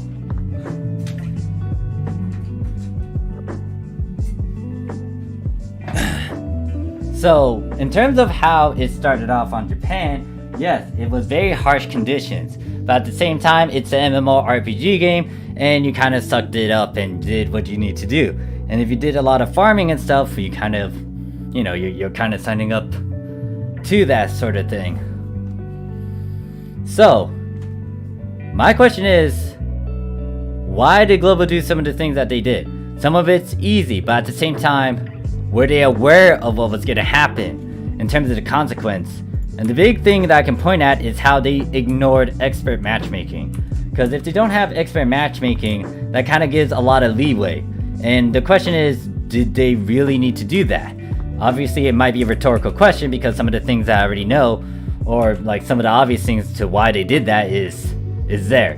But was that really for the better, or was that because Global wanted to do that to prevent such a thing? And the question is, if Global decided to go out of the way to kind of not put in expert matchmaking because of all these factors that will, you know, ruin the game or like create a divide, even though now there's a divide, why did Japan did it? So, it's like different sort of mentalities, different sort of factors, and the big point is, once again, upbringing. It would, like, the way Japan did it was most likely in the moment, and it was because that's what they wanted to advocate and do for their game. It changed because of all these different directors. However, that changed us. But the question is, why didn't they do some of the same things over there in Global? The thing is, to label someone is labeling someone. To say someone is an elite player, I mean, yeah, if they can back it up, then I'll call them an elite, especially if they can, like, prove something really elite-like. But I don't like how people say, you know, elite players are well, yes, there will be toxicity. It could be anyone. Anyone can be toxic. Someone could describe me as toxic right now, but at the same time, it's like you're just slapping a label. You're just saying words. It's like, what are you doing? Like, what are you doing to contribute to the community? And the fact that, like, some people are dissing and saying, like, you know, you're an elite player, you're not having fun, and you're not being serious. It's like, shut up. Because people want to play the game how they want to play it. If they want to actually challenge themselves and further improve themselves, which can be used then in real life to actually, like, push for changes and do stuff for the better, that's great. And you shouldn't even diss on elite players as well, or hardworking players, because they're part of the community. Now, to take advantage of that really irks me, because then you know there will be leechers and those who are just going to be lazy and complacent. Oh, thank you to whoever subscribed. You also give me the confidence to make G and Guardian Soul AG affixes crack was too much though. Confidence? Like, I guess that could be an influence as well. But once again, that's entirely up to you if you want to do some of that stuff. I'm not forcing anyone to do it. It's just that if you put your mind to it, you can do it. Like, that's to anything. Don't let anyone stop you in terms of going for dreams, inspirations, and all that jazz. If you want to do it, then do it. Don't let anyone else stop you. If they try to tell you otherwise and they say you can't do it, prove them wrong. Like how I did with my dad. I know, Crow. The other good thing is, like, once again, if people bring up counter arguments, I'm gonna address it. And it's good to bring up counter arguments. It's good to be the devil's advocate, because I don't want a one-sided argument. Alright, it's all good, Josh. And here's the thing, Josh, like, even though there's different sort of mentalities, try to find a good group of people to play with. The big reason to why I'm still playing, despite my tiredness, despite my burnout here and there, is because of my friends. Because of you guys, you viewers, the people that hang out in this community. It's because of that that allows me to play this game and still enjoy it. I will bitch and complain and rant every now and then. I'm still human. But find the right people, enjoy it. The reason why I advocate so much about PSO2 and why I'm still doing it is because I still love this game. I have a love and hate relationship to it. But I'm not gonna... It kind of hurts to see some of the stuff that I've seen, but... It's like... I got my own shit to deal with as well, so... Like, I hate those words now. I'm starting to hate the word, like... The big word that I'm starting to hate is quote-unquote tryhard. Now, I don't mind saying elitist, I guess, or elite. But tryhard, that can go to the fucking trash can because it's like you don't see that in any other application. You don't see that in real life. And I talked to someone on the Ship 1 team that I'm visiting. They kind of explained why they hated the word tryhard, and it kind of makes sense. The big thing is, like, if there's a tournament and they were, you know, if you're in a tournament and someone calls you a tryhard, it's like, so you're telling me, what do you want me to do? That's my question. What do you want me to do? If I'm a tryhard, what do you want me to do? Drop my controller and let you win the, like, $100,000 over there? No, I'm not gonna do that. Why? Because I want to kick your ass. If I have the ability to kick your ass and get that 100,000, then I'm gonna do it. And you will most likely do the same thing in my books as well.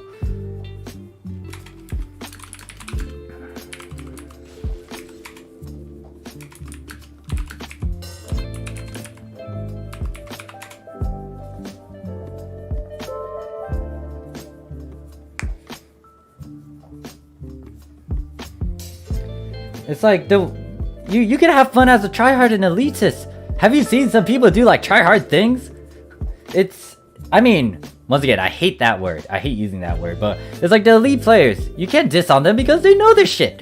And, like, yeah, they can be quite, quote-unquote, toxic about how they display information, but sometimes it's factual. Sometimes you got to be mean. Like, if someone was trying to push someone to do something, yeah, you want to be nice about it or you want to be mean about it? Like, yeah, there will be times to be nice, but then there will be times when you gotta be mean and stern. Because what's gonna motivate you to do something? For example, let's say that I was fat. If I was fat, and someone told me, like, you know, I might need to work out, and if they'd be nice about it, I wouldn't most likely be obligated to work out. Or I might not have the mentality or the mood to do that. Now, if that continued on and they just say, like, you can exercise a bit, like, maybe on a Friday, or maybe you can exercise next week or something, or, like, you know, make it too nice to the point where it's comfortable and I can get away with some stuff. It's like, oh, you didn't work out? Well, don't worry about it. Maybe next time. It's like procrastination right there and just being comfortable. Now, if someone came up to me and said I was fucking fat, that would bug me. That would annoy me. I would most likely say something. But the question is, am I going to do something about it? That falls onto your mentality and how you would respond to that. You might want to go on a diet, but then they might say, oh yeah, you go on a diet? Yeah, you're not even fucking working out then. You're still fucking fat. And then that might annoy me because someone decided to say that. And if I had, like, if I wanted to prove them wrong, then I'm going to go work out in something. Maybe it's reverse psychology for them to do that. But still, the question is, how would you take that? How would you do it? And what sort of response would you get out of it? Because if someone was aggressive about that to me, I would acknowledge it, most likely. And I will, you know, respond to it accordingly. Like, I don't need anyone to tell me, like... The thing about PSO2 is that, and several other things that happened in my life, is that it slowly got me to change what I had in the past to what it is now. And once again, this stuff isn't new. A lot of other people have said the same thing. A lot of people say the same thing. A lot of people did the same stuff. It's like, there's a lot of humans out there. There's a lot of human beings that come and go. Some were great conquerors, some are just average people, some are celebrities, some were nobodies that had a good luck streak and they became someone or something. Some people are in the history books, some people are forgotten. Either way, there's a lot of lessons to be learned, and it's not new. some of this stuff has been there and always have been. It's just that how many people are going to do something about it? How many people will actually listen and do something? You have to do both. You can't just listen, because even if you listen, if you don't do any sort of action, even if it's like a celebrity that you really like, VTuber that you really like, it's up to you yourself as a person, as an individual, to figure out, hey, look, do I want to really do this? Can I really do this? And then the question is, from there on out, are you able to do it and stay true to yourself, or are you gonna quit?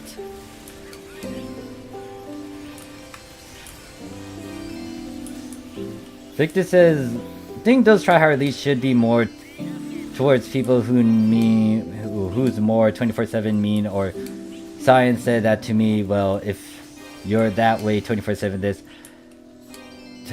even then it's like, do you really want, like, to say that to someone that is improving and is going for such thing? Yeah, there could be a toxic elitist. I would rather say that than a tryhard, because here's the thing about tryhards, especially if you apply it to real life, they're successful. They do stuff. Like, yes, it may not be good things that they're doing, but they're successful. Like, a tryhard I can name would be Arnold Schwarzenegger, because guess what? He wasn't a Native American.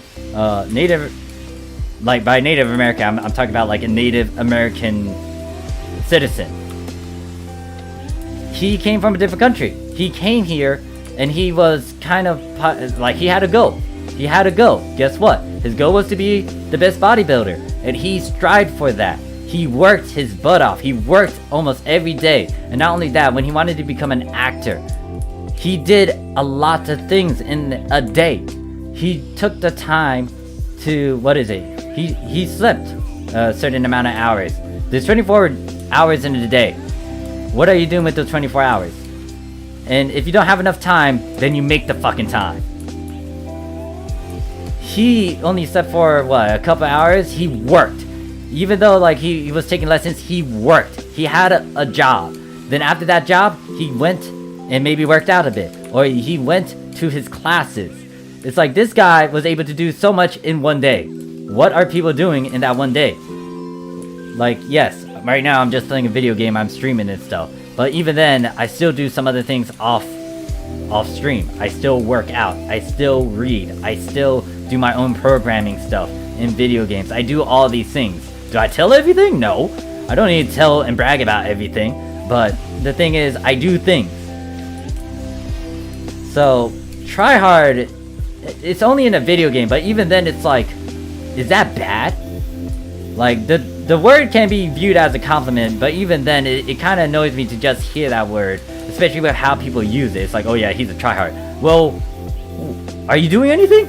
Are you able to have those same skills and just, like, be better than that person? Like, yeah, they could be a tryhard, yeah, they could be a bit toxic about it, but at least they're a fucking tryhard.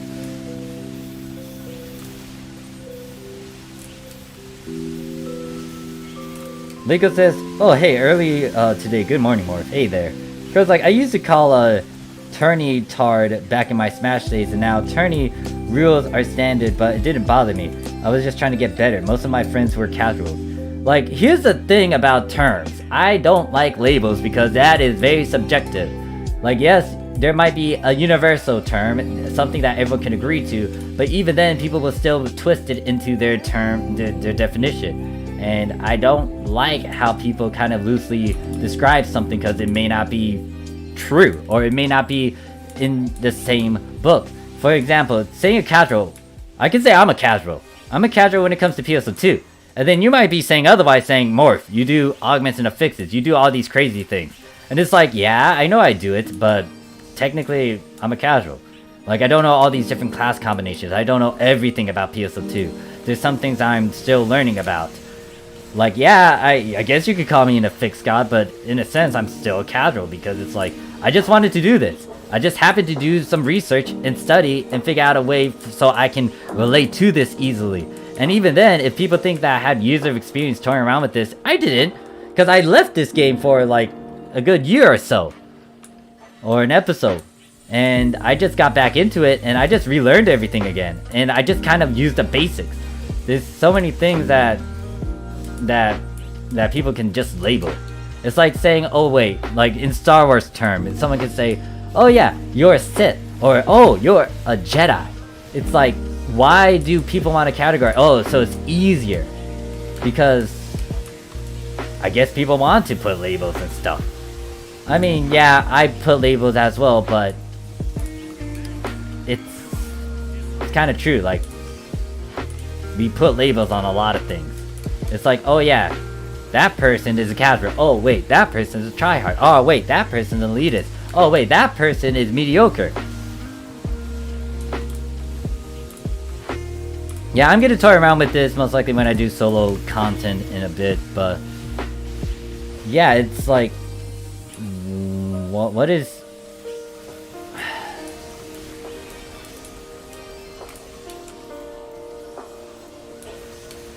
Here's the thing, like, toxic is...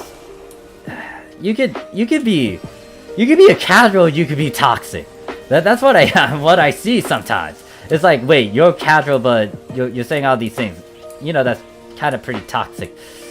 It's like, yeah, most of the time it's like elite players kind of doing that, or like maybe know-it-alls, but it's like,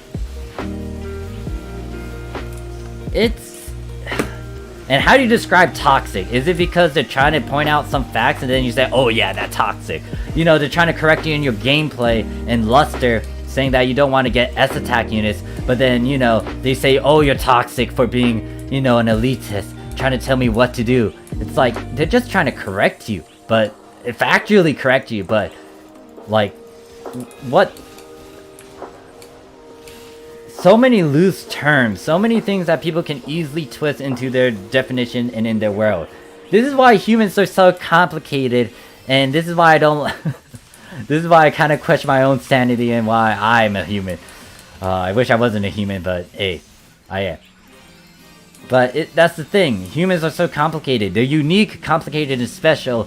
But it's like, this is why I don't think we'll ever get peace. Because we have so much pride. We have our own individual self. We have our own philosophy. We have our own ways to play a video game. We have our own ways to do to go in and try to survive this, try to go through life. We have our own beliefs. We have our own religion. We have our own things. We have our own philosophies. This is why it's hard to kind of be on everyone's side, because maybe you can be on everyone's side. Maybe you can't. There's sacrifices, there's things that you gotta do. Those who are great leaders, especially like a general, for example, reading a book on Jim Mattis, I think his name is. Like, he had to make rough calls, especially as a general. Like, he can't show weakness on the battlefield. When he has a duty to do, which is to order troops around and make sure that everything goes according to plan, or at least try to get everything according to plan, it's like, you can't just... You have to do your role. You have to do your job. And as an entertainer, I'm trying to just, you know, entertain you guys, and not only that, just, I don't know, some of these talks kind of go into that.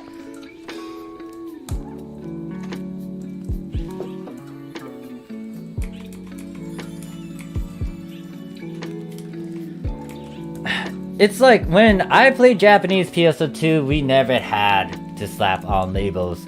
I guess there was a couple times when I kind of slapped on a label. Like how I would talk about Night Arcs.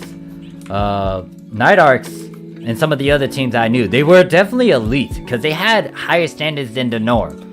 And that's a way to describe their actions and what their requirement was. That could be a good and a bad thing. But to do that to a, like, yeah, I can also do that to a couple people as well, but it's not a bad thing.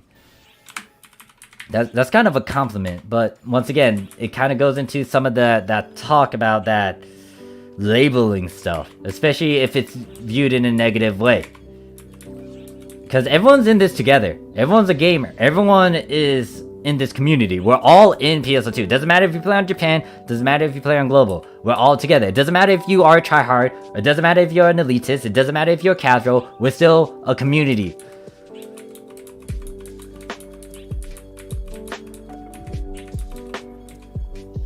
If you describe that one group of people, technically you're also describing yourself in that negative way as well. Because we're all in this together. In terms of NPA runs, especially with random, it's like everyone get on the same page on Japan. Why can't Global do the same thing? And there's a bunch of factors to it. It kind of goes into, once again, use of experience. It can go into to talk about how Global went at 8 times speed. Talk the way that Global did some things or didn't do some things.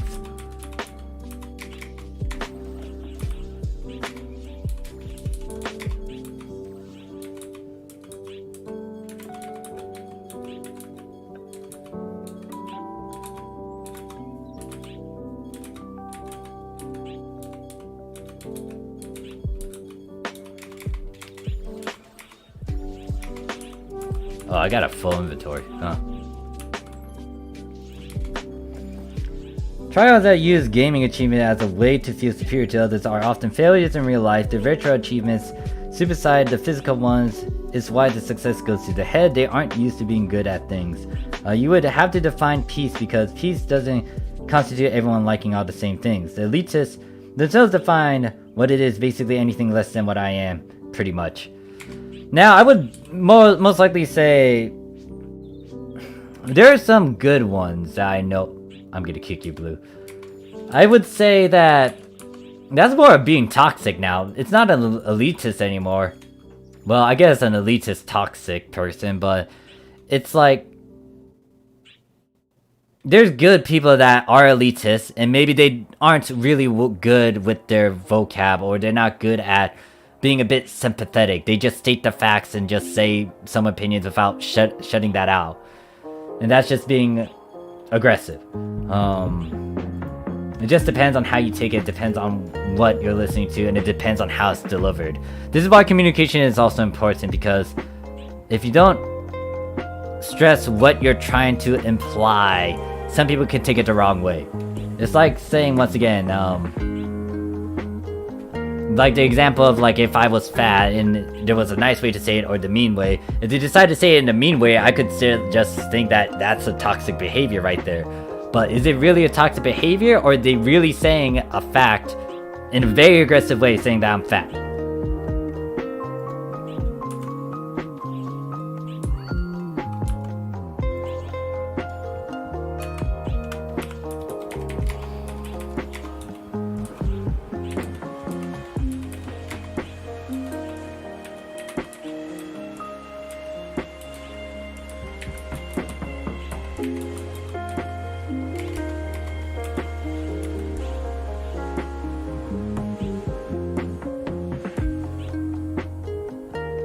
Oh, elitist. Never mind. My bad.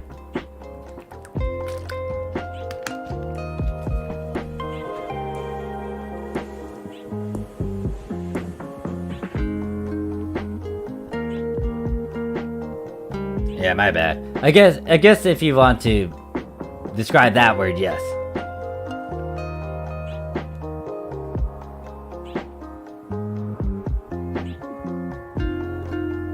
I mean, yeah, it is philosophical.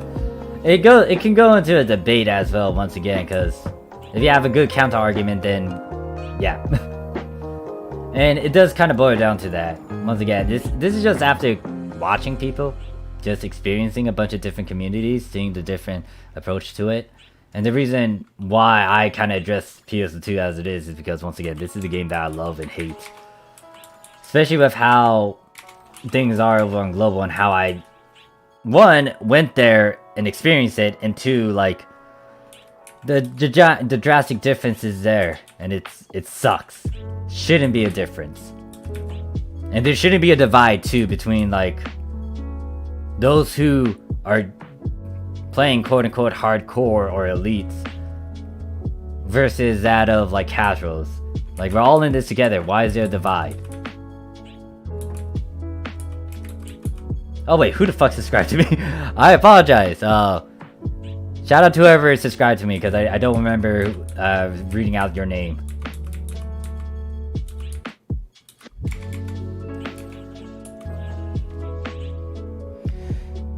They got no room to criticize someone else so harshly.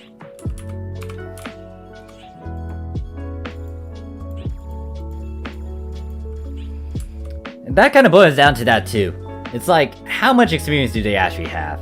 And that's why I always state my credibility and show it. Because that is something to note with some people. It's like, they could say it, but do they really have it, and can they back it up? And once again, actions speak louder than words, and to show you guys that I was able to do some of these things, I do the things that I talk about sometimes, like how I say, your basic equipment, 13-star units, and a 15-star weapon, you can do a good chunk of ultra hard with it. Now, are you gonna do it well to the point where you can solo stuff? That is debatable, but you want basic equipment so you can do some of these ultra hard things. In terms of some of the other stuff that I did before, like Global went to episode 6, was like showcasing you don't need levels to do some endgame content. You could be level 50 and beat the shit out of something that's at level 80. Even with like really, really basic equipment, or really, really old equipment. Like how I took a 11-star weapon and went and beat up a level 80 Fang Banter and all that.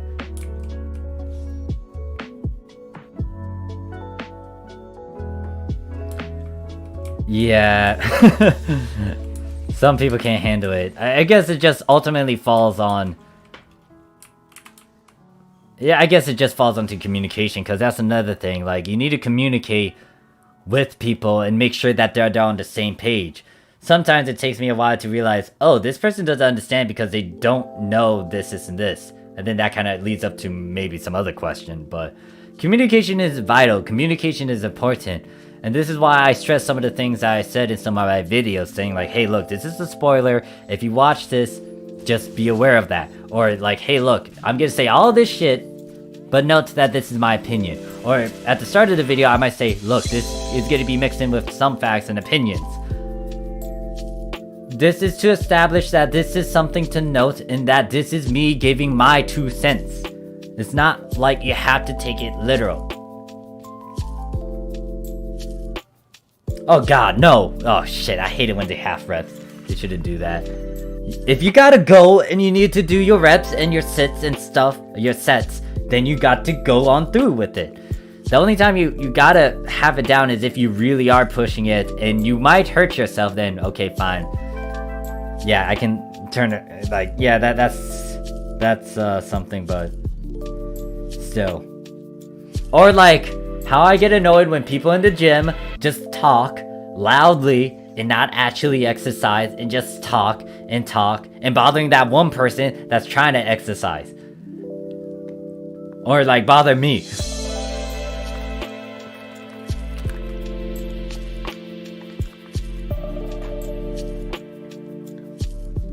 Yes, there's that too. So it's like, once again, it falls onto that individual. It's like, what sort of reaction are you gonna get if you, like, if someone said I'm a shit luster, then I can either agree and or disagree, and then it depends on me if I want to try to improve later on and get better.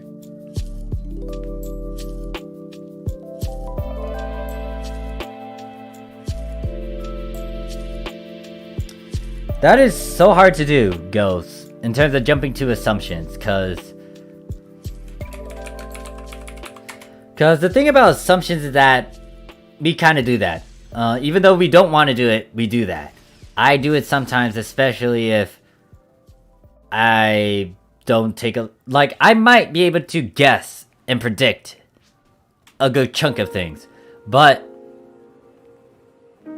I'm jumping the gun and I am assuming. For example, if I see some of that whines and complains almost most of the time in like in the game, for example, and they're just begging for help and just a bunch of free stuff. It's like they're just pretty much a beggar and whiner, and they're not gonna be... Most likely I can go into assumptions of like, because of this sort of mentality and thing that I'm seeing, they will most likely not be able to do a lot of hard-working stuff. They won't be able to, you know, work for the things that they should work for, or try to improve in themselves, because, you know, they're whining, complaining, and asking for a bunch of free stuff constantly on like some chat, or like through chat, or in the video game. And it's like, I'm gonna have some assumptions because of that.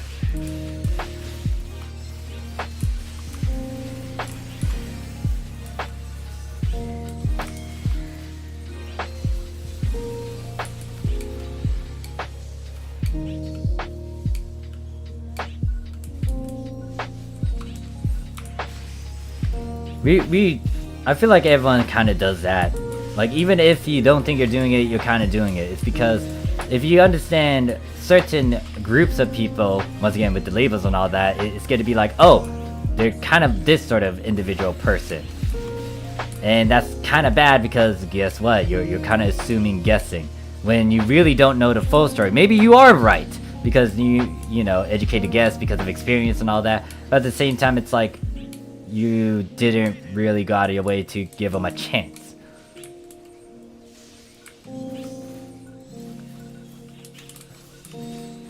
So it's like the reason I say, like, you don't want to jump to conclusion and assumptions, but sometimes you kind of get into that sort of thing because it just happens, because you've seen it before, because you've seen the experience, and they do follow that same sort of pattern. And that's the thing. It's like, it's hard to not be a hypocrite at times, but it happens because sometimes you just become one. Yo, Morph, what's cooking today? Just chilling, just killing some stuff, trying to farm. I don't think the Affix system is working for Japan right now. It is still broken, most likely. I want them to fix it so I can farm, or like do some Guardian stuff, but I might do it in a recording now. Or just prep some fodder pieces. But yeah, no, I can't do it. Sion says, I'm trying to understand how we got to labeling only liberals. I mean, well, I guess I should ask, how do you define a liberal?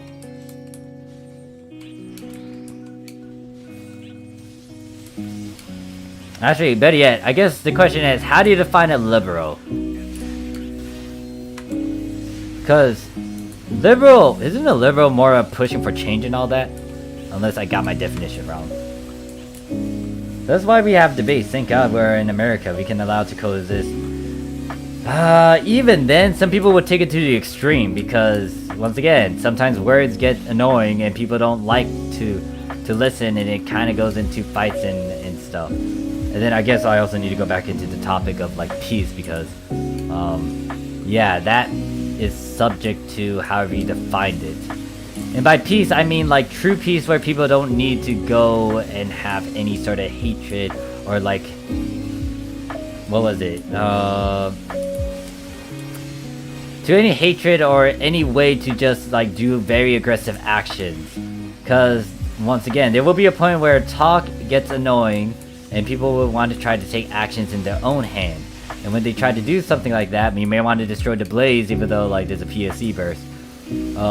They might take it to the extreme where they might start killing people or just like, you know, do something and it cause a chain reaction. Because hatred is very strong. And if you do something, for example, let's say there's a killer and they kill someone's dad, and they have a child. That child will forever remember that, and depending on how that child takes that, they can hate that individual, and they will most likely not have any peace with that individual. Now, this ultimately falls on that person, and if they can actually make peace with what happened and forgive. But it is hard to forgive someone if they do something like that, especially if they took, once again, their dad away from them because of some reason.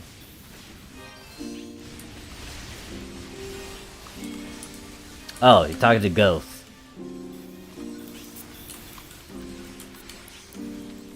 God damn it, Sega. Dude and Monica are mad because we're not giving them stuff so they can purposely break it.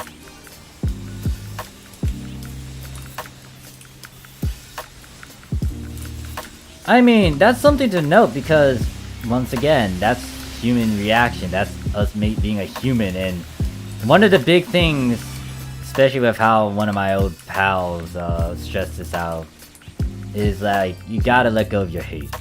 It's hard to do that. Like, yes, there's gonna be anger. Yes, it's gonna be differences and arguments. But hate is a strong emotion. And that can last for a long time. And I can say this right now, even though I look chill, I can hold a grudge. I can hate. And a good example of it is like my own issue that I had with Abby. If you don't know who Abby is, he's one of the guys that chill in my Discord, in the chat. But Abby and I had a long grudge, love and hate sort of thing. Well, more on hate. I think it's more on me, but it's because of so many reasons. By the way, that's something to note. It was like I had a hate, and that's not healthy at all. Obviously, I did move on, but hate is such a strong emotion where it makes you do some stupid stuff, or it's like, you know, it's not healthy at all to have, and that just gives more hate into life. We need to dance off more. I would say this, if you're a female and you know how to move your hips and you can do a lot of sexy moves and stuff, you will most likely beat my ass.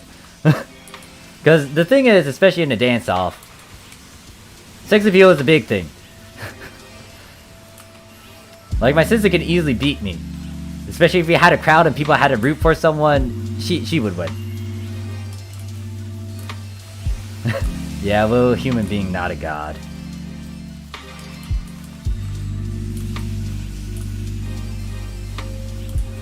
Sasuke Itachi? Well, yeah. But I mean, I think there was a reason behind that.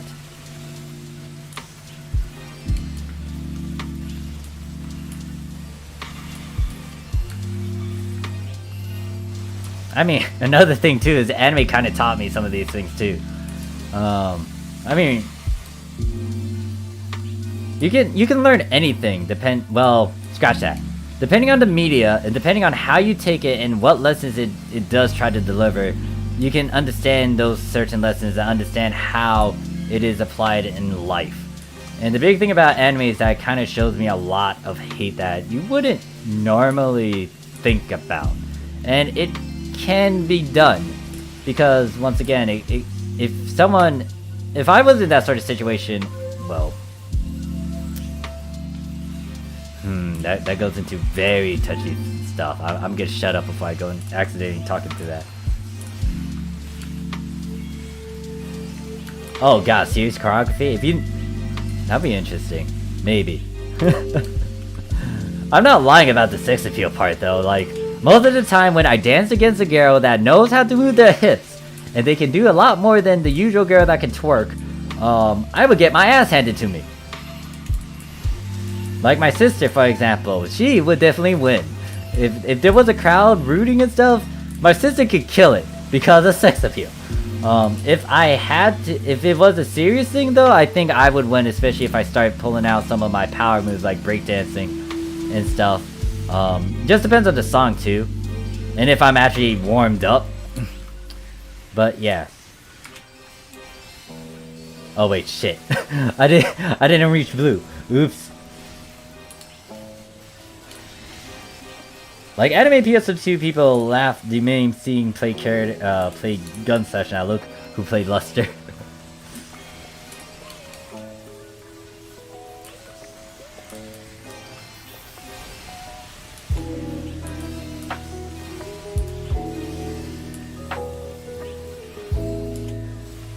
Oh god, talking about anime PSO2. Oh god, anime PSO2. I do not like episode 4. I still need to watch Oracle, but I also need to get through episode 4 over on the Japanese side. I still have not completed my PSO2 story. Oh, joys.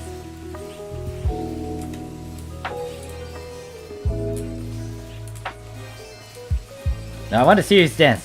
Off no hit movements. Well, not too many. Rip inventory. How's my inventory? I don't know how my inventory is right now.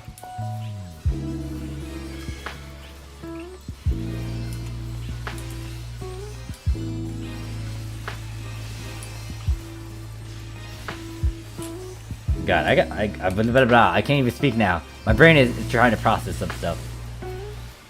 But yeah, enough of that talk. Too many of it will tire me out, and it's like I'm gonna be drinking.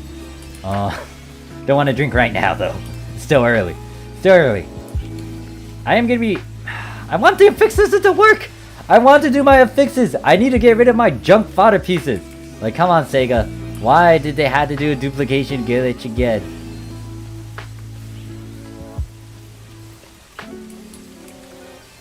I think Oracle has a good chunk of potential from me. I heard some good stuff about it. I think after this I'm gonna have to clean my inventory, then most likely I might want to toy around with Solo Extreme.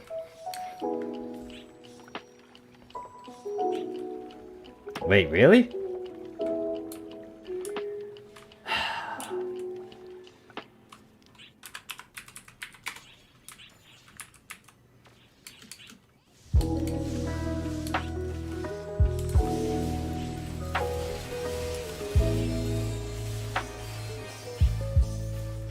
Well, some people are just loading in. Big Brain Morph has PSO2 Global as a backup option. Yeah, I still need to do stuff on Global as well. I'm gonna be most likely doing a lot of off-stream hardcore farming, since I do want to try to do something over there in Global before Boost Week disappears.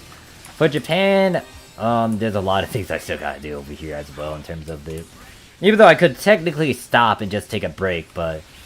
I want to take the opportunity to finalize some things.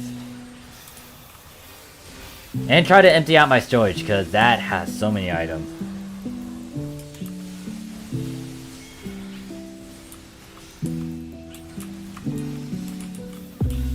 Another thing is, I still need to organize these storages and figure out what items I plan to give away.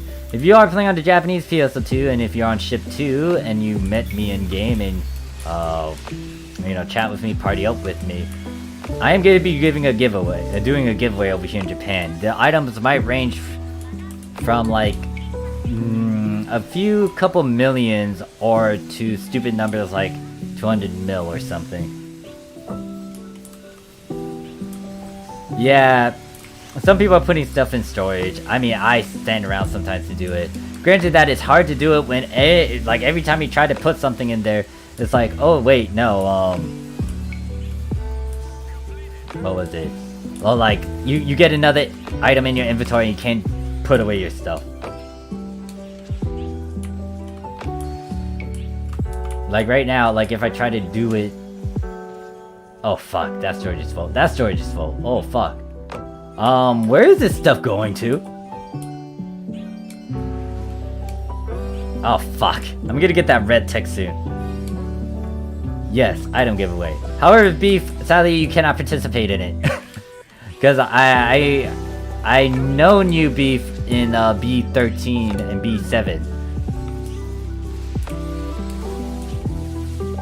Like, the requirement is that, one, you haven't met me, what is it, before I started to stream a good chunk of PSO2 stuff, and I just haven't seen you in-game.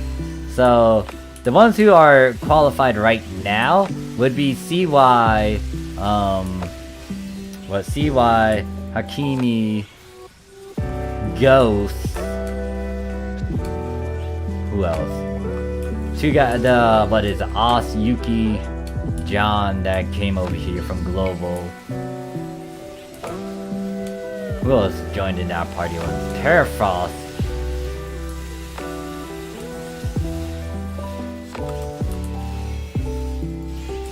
I think that's it for possible candidates right now. You gotta be on my friend list. That's gonna be the giant requirement. Giant thing, and the giant requirement, and then you also gotta play with me for this.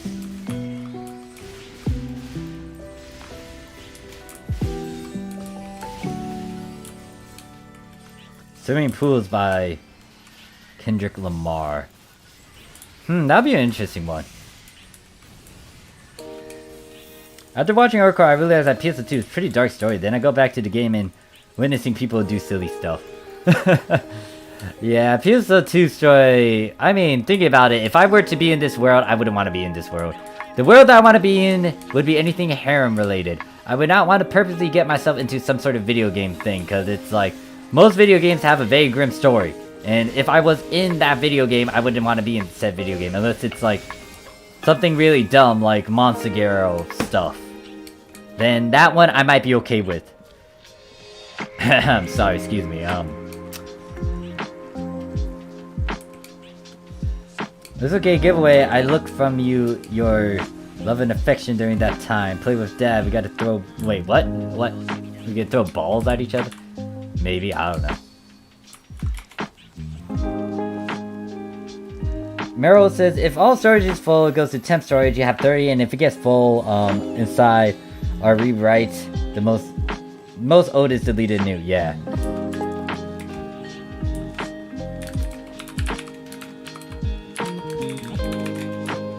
Alright, gotta organize this now, because now it is a stupid amount of stuff in my thing. Wait, Blue, no. Oh, I just realized you changed your name now, Blue. Now you're Blue. Oh god. I almost said that out loud too. I'm not gonna say that out loud. That was almost a trap.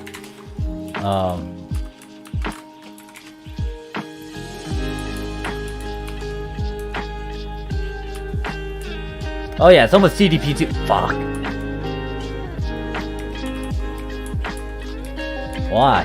Emergency quest left and right. Please, game.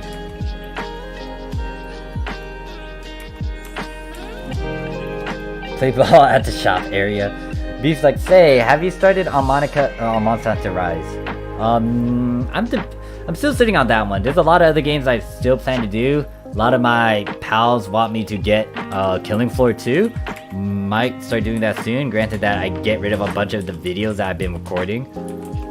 I do need to release another game series that I did start off on the side. Granted that I haven't continued the other side. I do need to get back into that.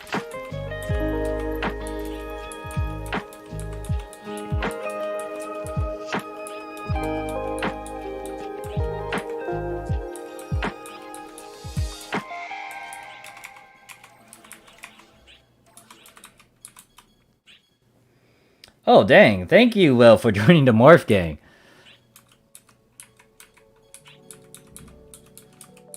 So now you can use the emotes.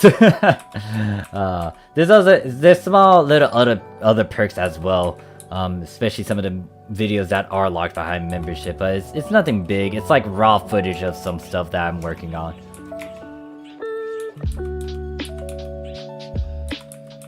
Ethoso?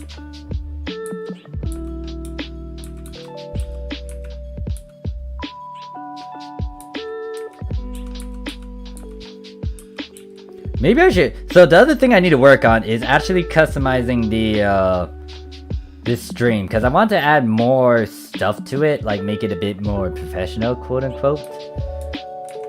That's gonna take a bit of tampering though.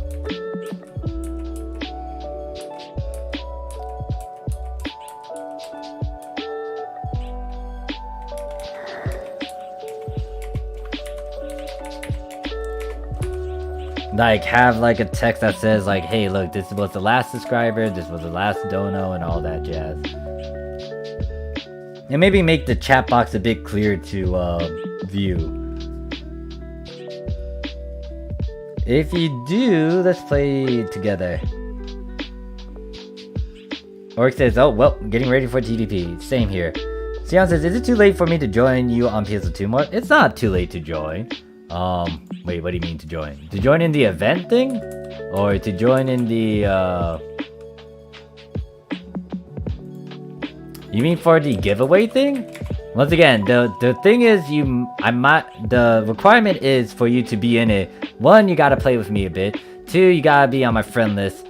And, 3, I didn't bump into you prior to me starting to, get a bunch of people over here, or like get a couple people over here started on global and helping them out. There's a good number of people that, or good few that were able to become participants because I didn't see them before, ever, in game. It's all good, Ghost.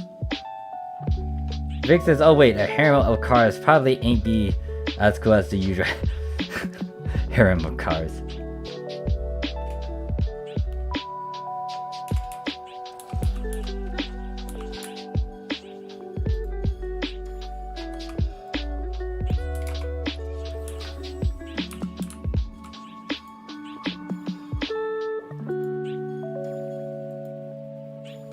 Wait, what are these abilities? When the fuck did I pick this up? Rainbow shield, a double edge. Oh fuck, why is all my inventories full? Let's see, what's in my temp? Oh god, my temp storage is full. Let me fix that. Oh god, that's a lot of weapons to untech.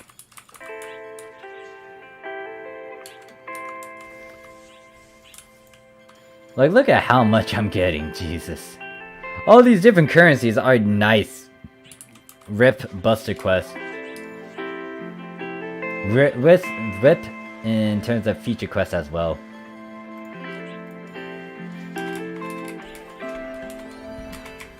So TGB is about to start. We'll do that, and then most likely I'll do a bit of solo content. Play around a bit with Luster. I need to actually work on FOMO style now. All your storage full is triggering. Yep. Yep. Full storage. It hurts. What's worse is that I can't get rid of some of them because the affix system is dead. It sucks, because like I'm starting to get a lot of pieces where it's like, oh yeah, I would be able to try to make this certain ability if that damn thing was open. But no, it's not open.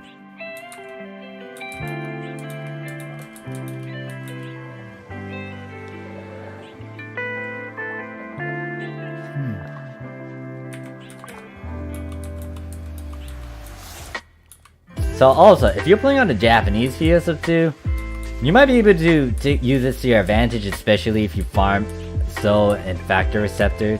But you might want to make a big profit off of it, especially with how easy these drops are now. Not as easy, it's still RNG, but you can get a good chunk of them. And I'll display what I'm referring to. So,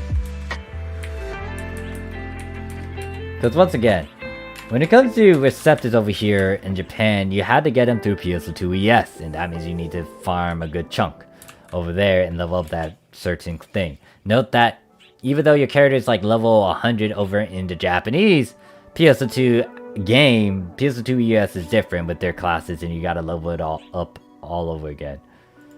So if I go over here and type in soul receptors, factor receptors.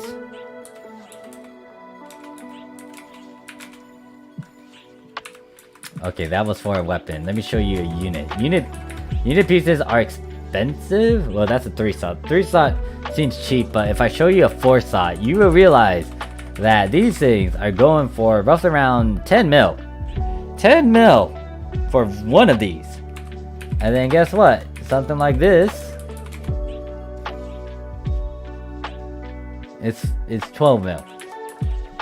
So they were pretty cheap.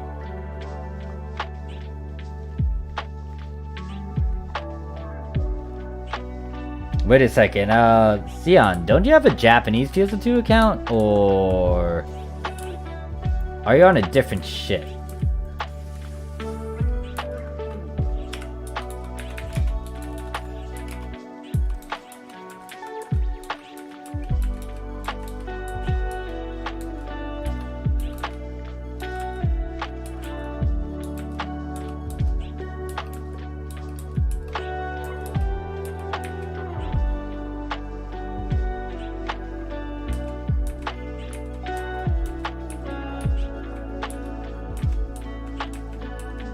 Oh yeah, note that, once again, I will dedicate a day, like if you are a new player and you plan to join, I would dedicate a day, hopefully one that's really good, in terms of feature quests and then just me being available. I will dedicate a day to help those who do need help with leveling, especially at the lower level. It's just that when it comes to some endgame stuff, especially getting expert matchmaking, you would have to do that yourself.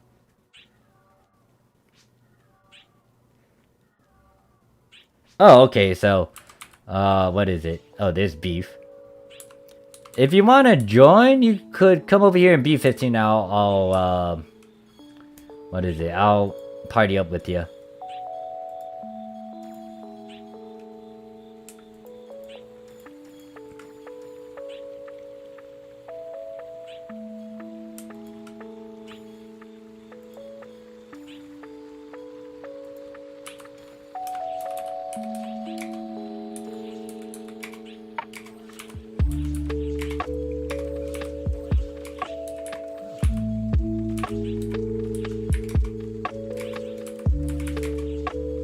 I'm yawning a lot. And I'm trying to figure out what item did I have. Oh.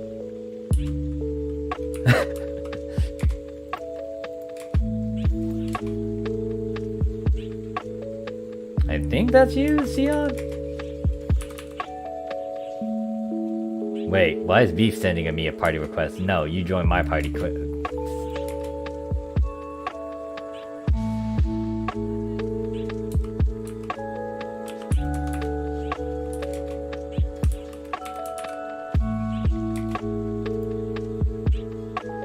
Wait, wait, what?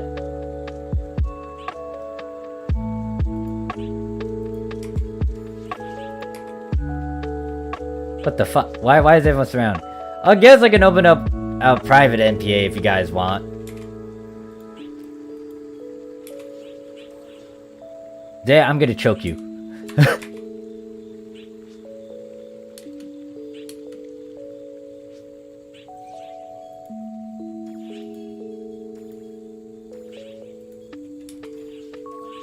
Wait.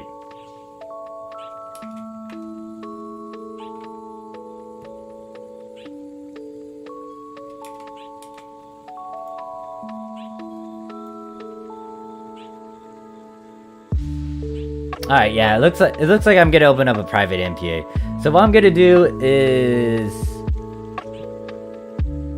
I'll open up a private MPA over here in block 15 if you want to join. The password will be that.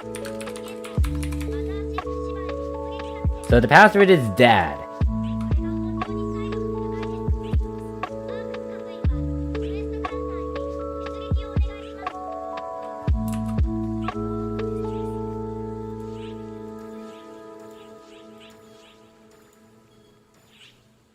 Wait, what am I doing?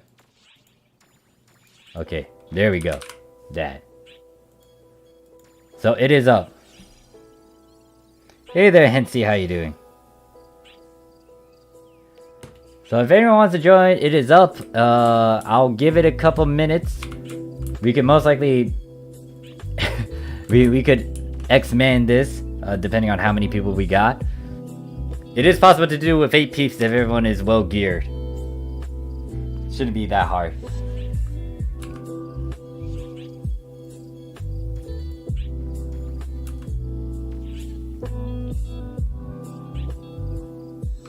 Hopefully I put down the right password.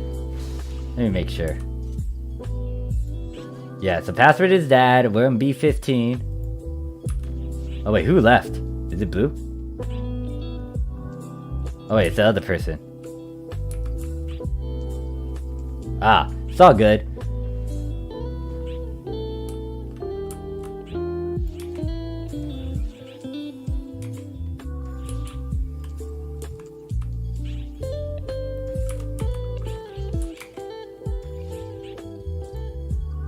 Oh god, this inventory, oh god, that triggers me. The amount of storage that is taken up because of this damn thing. Wait, what? Nani? Ooh, what's going on? Oh god, not foreman. Oh shit, this is non-expert. Oops. Hold up. Alright, I turned back expert on. Oops.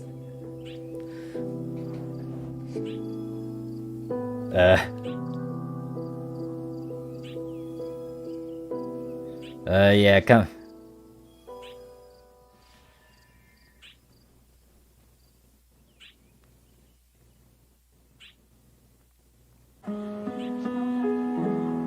Wait, do I want to turn on expert? How many of you guys, hopefully most of you guys have expert, but if need be, I can turn off expert.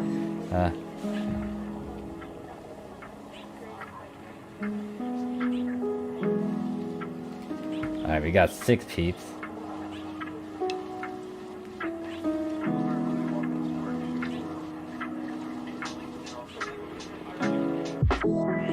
Too late, but does it?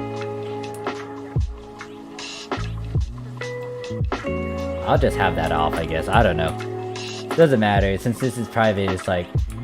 Yep. You can most likely run this. Did I take a drink already? Oh, does it matter about private runs? 6-man MPA. Who do I have? I got Blue, got Kimi, got Beef, got Weiss. I can open this up if no one else comes in a bit. I'll give it at least another minute before I open it up.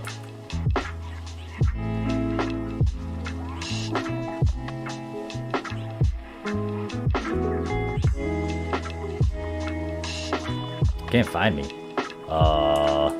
Did I put any other settings?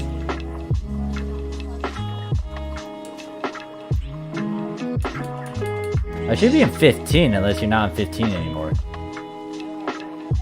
So now open this up now.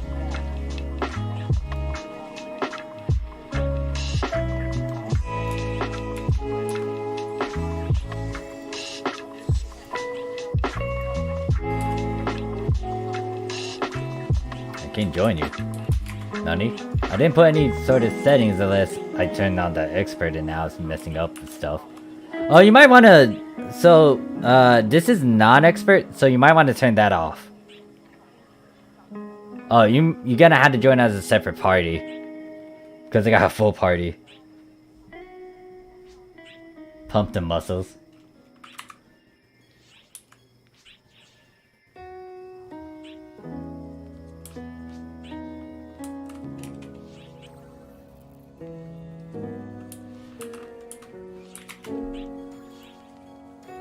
That's the one thing that I kind of remember that I didn't like, the fact that you gotta toggle that thing on and off.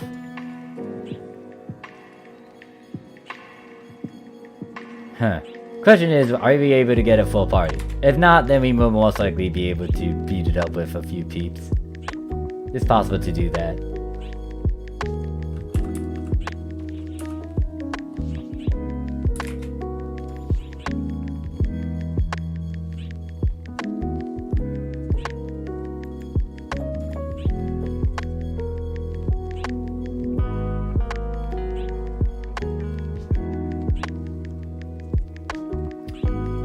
I'm trying to figure out. No, what did I pull out?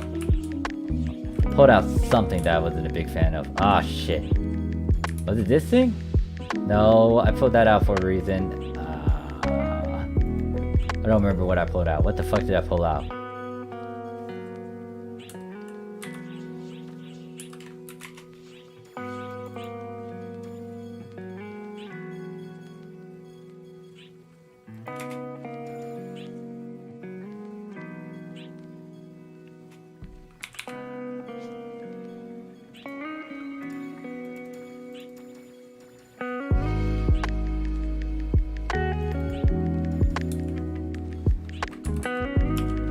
Alright, we're almost full, so I might as well go back down. Yeah, I just decided to open it up. You could do it some other time, Beef, if you wanted to do like a small run.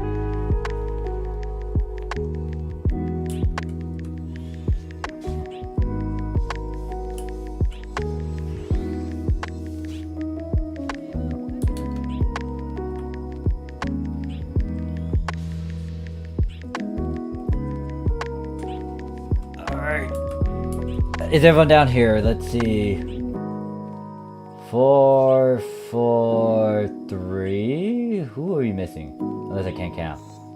4, 4, 4, 4. Okay, I think everyone's down here now.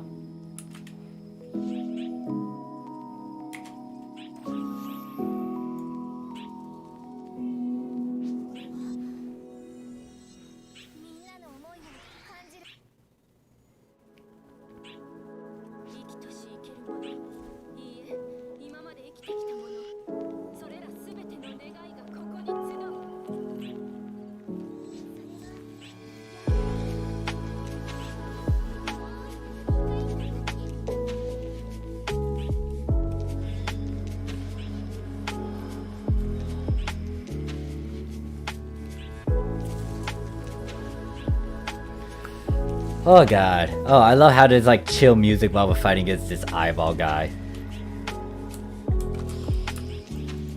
Oh yeah, there was. Oh shit, I should have used that one strat where it's like, oh wait, I could just avoid that cutscene. Now let me actually go to FOMO and actually practice with that.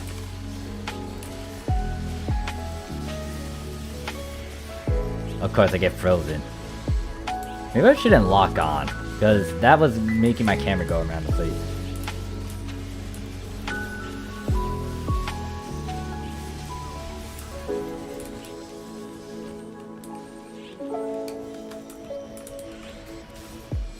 One, two.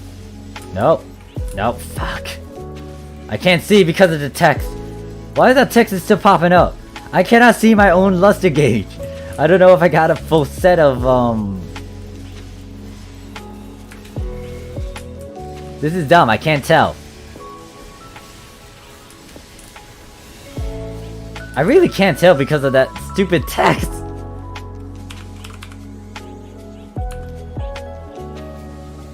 I want to strangle this. This is dumb. This is really bad.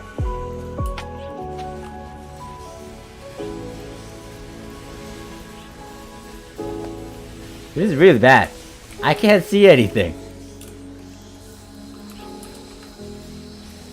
I guess I'll just right click and just hope that I kinda guess it. No, it's all good. It's just that the text box ain't shutting up. When you play Luster, but you can't see shit because there's so many yellow texts. Oh, there's a way to turn it off? I kind of keep it on so I know what I kind of get. I guess it might become a problem now because of this. A friend of mine recommended setting that text to just display the most recent. Yeah, I might need to change that.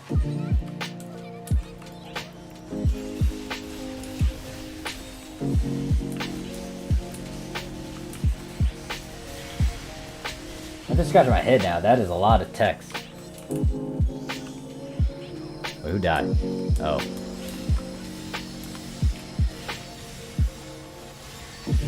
Alright, hold up. I'm. Oh, wait. Oh, fuck. I thought I froze there. Oh, jeez, that was scary.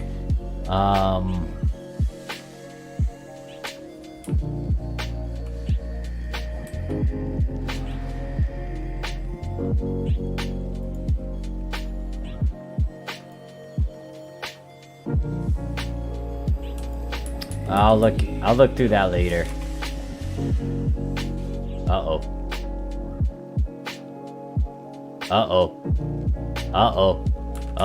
Oh god. Oh god.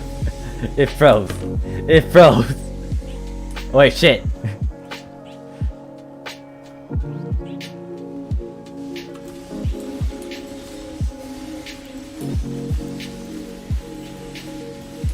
Yeah, never mind. I'm not gonna toy around with the options while on the quest, because apparently that really does fuck me over.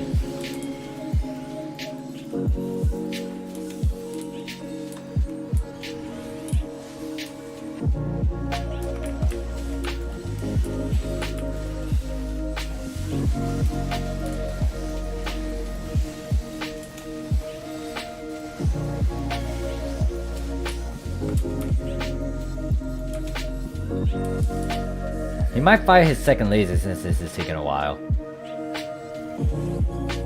Yeah, called it. Run!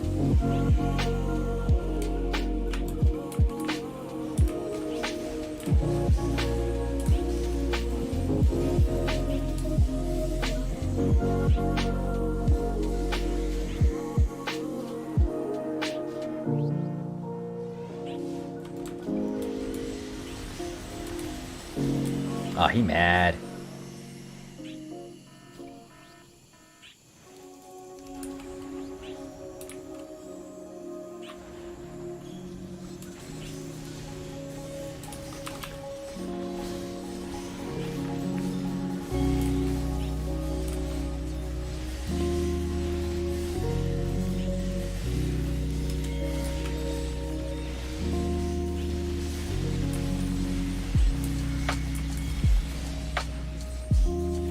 No clue who died. Actually, I might have an idea who died. Saw notification settings on the message. Yeah, I'll take care of that later.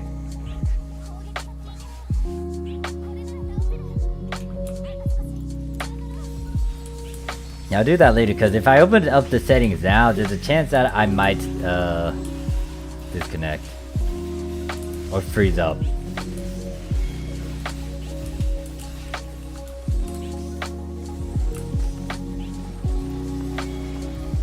I don't know if I'm using my bars.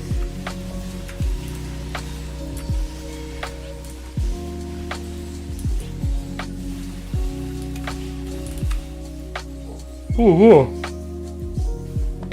I think I need to go take a nap again, Jesus. I kind of woke up early to do some Affix stuff, but then it's like, now since it's dead, it's like my brain is shutting off, because it's like, I needed to think and do stuff, but brain does not require, Morph does not require said brain since not doing affixes. Even when you reduce the effects, the game still barrages you with lights and large numbers and notifications. Yes, it does.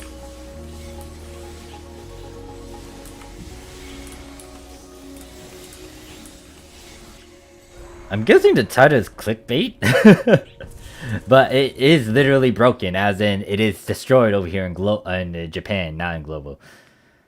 Man, I gotta do a lot of work. Gotta grind to shine. I wonder if RC already released that one video that they talked about, which I will not disclose and share yet. It's just that they got something prepped.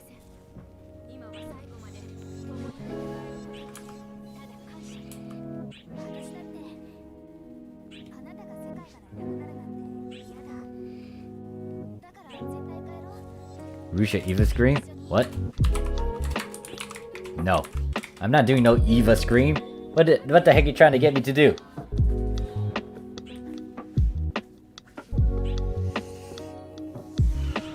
Auto PA? I don't feel like Auto PA is good. Wait, what? Victor.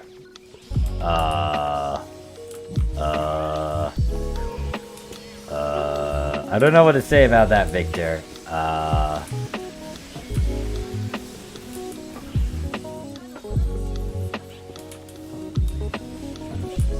Or smart PA.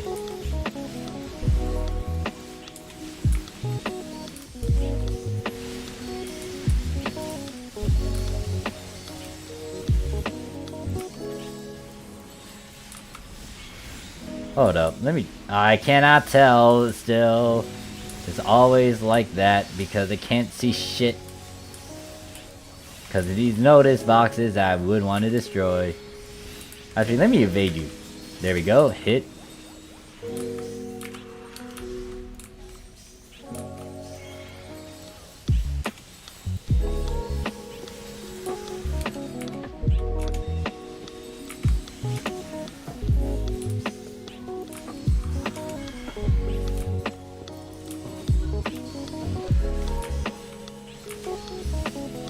Why am I not evading you? I thought I would be evading you.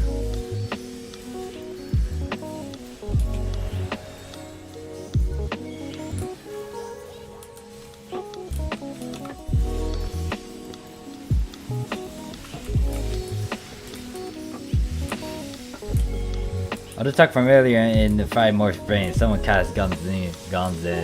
Well, Chrono's like, I just might be for Kratos brain dead runs, brain dead runs. Oh shit! I was reading chat. Oh fuck. Help. Help. I looked down for a minute. I was like, wait, I'm supposed to be doing something. Yeah, my brain's dying on me. It's like, I wanted to do affixes, but no, Sega stuff happened.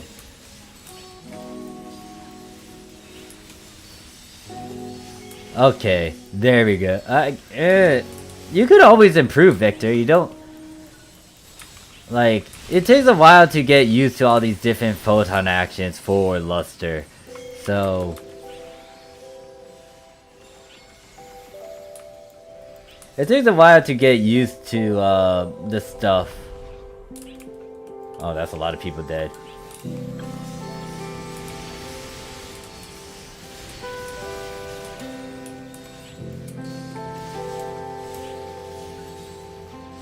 Good thing that might be a new person. Like a really new person. Kinda hinted at with the flowers.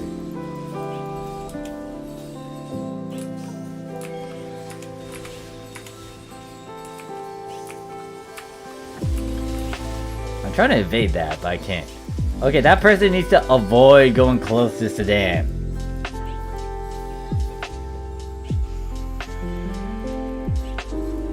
There goes my time, thank you.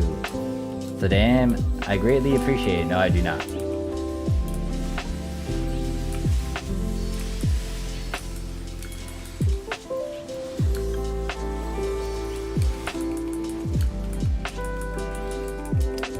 I'll revive him, but this is a... Oh, wait, never mind. Someone else will revive him.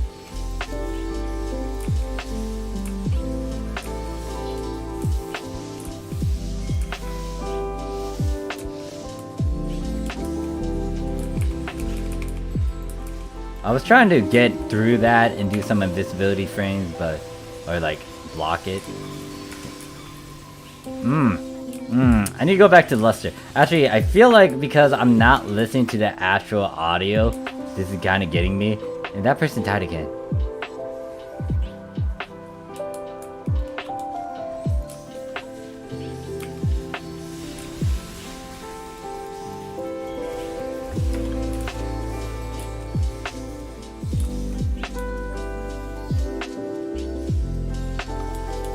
Alright, that's the only move I'm tossing.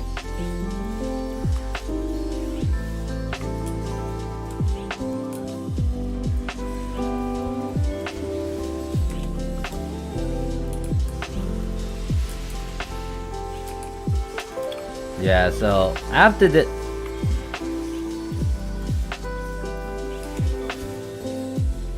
Anyways, after this emergency quest, this is gonna take a long time. Then again, it's kind of non-expert with, I guess, half the MPA?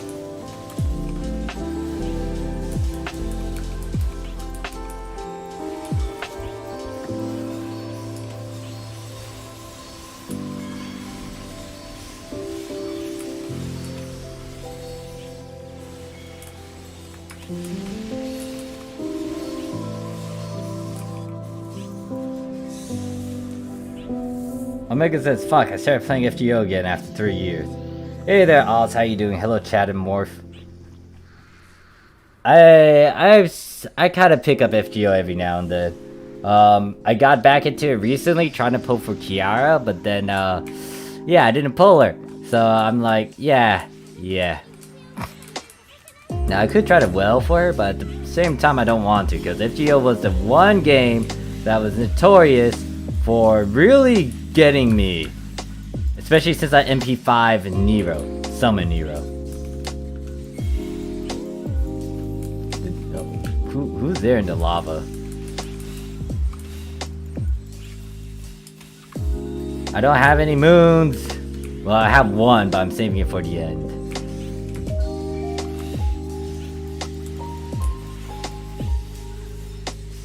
This one is very questionable.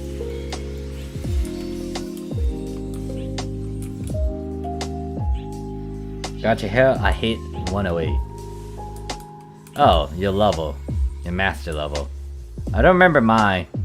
All I know is that I got a lot of good stuff apparently. But that's because I wailed on Nero and I just left it sitting there. That thing's got a fire laser. Just a heads up.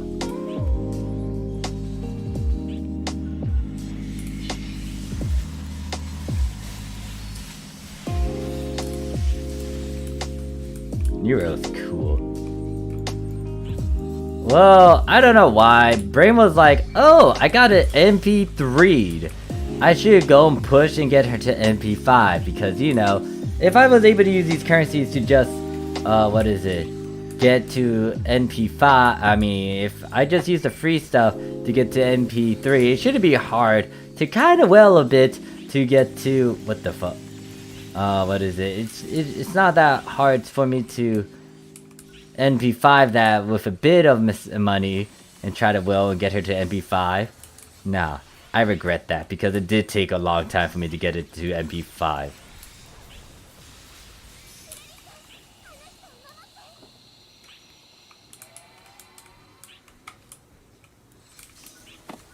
You just beat Solo Man, 6 5-stars now, laugh aloud, servant wise.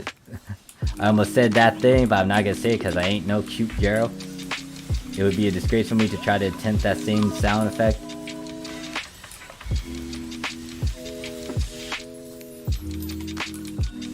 Oh wait, that's a laser.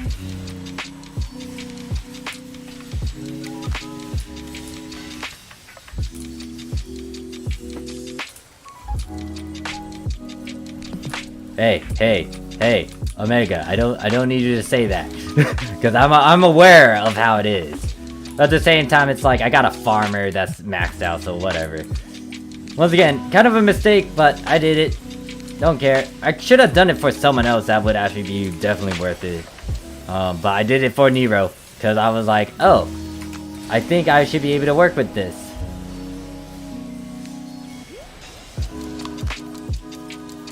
I swear. Ow, that hurts.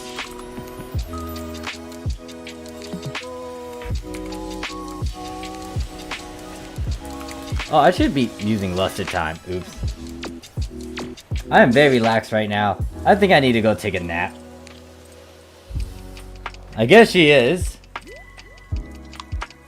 In terms of 5-stars, I got Milt, I got her, I got John Alter, I got a lot. I got Ozymandias. Yeah, you'll feel the difference with non-expert.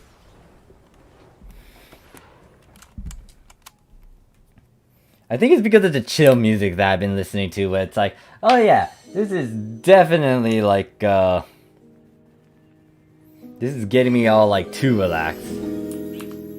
I need something blasting in my ears. I think that might wake me up. Maybe it can give me a second adrenaline run then. This thing is still popping up in my fucking screen.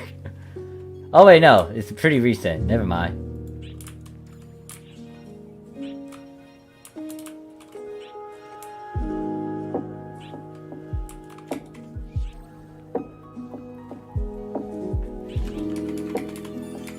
I want to take a nap, but at the same time it's like, no problem.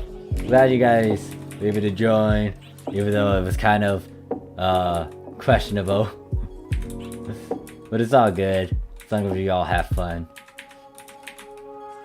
Oh shit, that boost is really good. I just realized this thing is giving like a discount, so instead of trading in 5 items, you're actually trading in, it's supposed to be 2 if they did the math right, but I guess not. Well, I mean, it's a big number too anyways. So they did do a discount, so instead of paying the full 5, you can now pay 6, and you'll be able to get like 2 photon spheres. So well, that's what I'm gonna do, depending on what I want to do. I think I'm gonna do this one. Waver. I got Waver too. I also got that. Wait, no, I don't have his ult version. That's a new one. I do have Waver, I think. Waver's the guy with long hair, right? Yeah, I got him. I need to work on him. I pulled him like way back then. Summer Jean, I was trying to pull for her, but I kind of forgot about it, I guess. I don't remember why I did pull. I didn't want to repeat the same mistakes that I did for what I did with Nero, so yeah. The OSC for Kitsu or Doden Apache is probably good too. I guess some death metal. Alright, so what I'm gonna be doing now is, since I kinda wanna get into the battle mood, I'm gonna pause this and I'm gonna go and look at the playlist thing. Once again, in the Discord, there is there's a little tab where it says like streaming request song thing. So what I'm gonna do is actually test out Luster again with this character playing with. I'm gonna test this character out playing Luster, and I might be toying around with FOMO.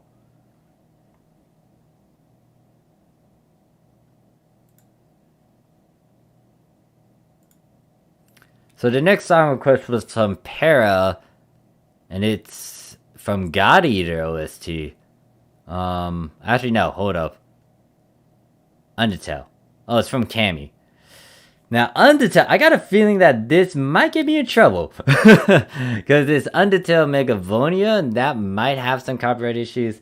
Then again, I don't mind if this thing does have a copyright, a huge copyright question mark. As long as it doesn't have a copyright where you can't view it. I don't think it would go to that, but we shall see. If you don't see the replay, it's because of that. So let me put that up, but also let me get one of my other songs as well.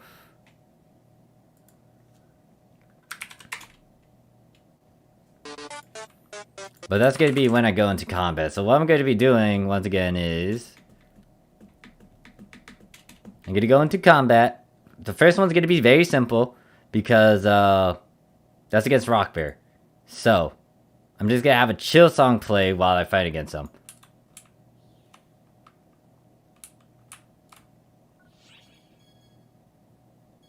$20K or 2K? No, wait. Brain, work with me.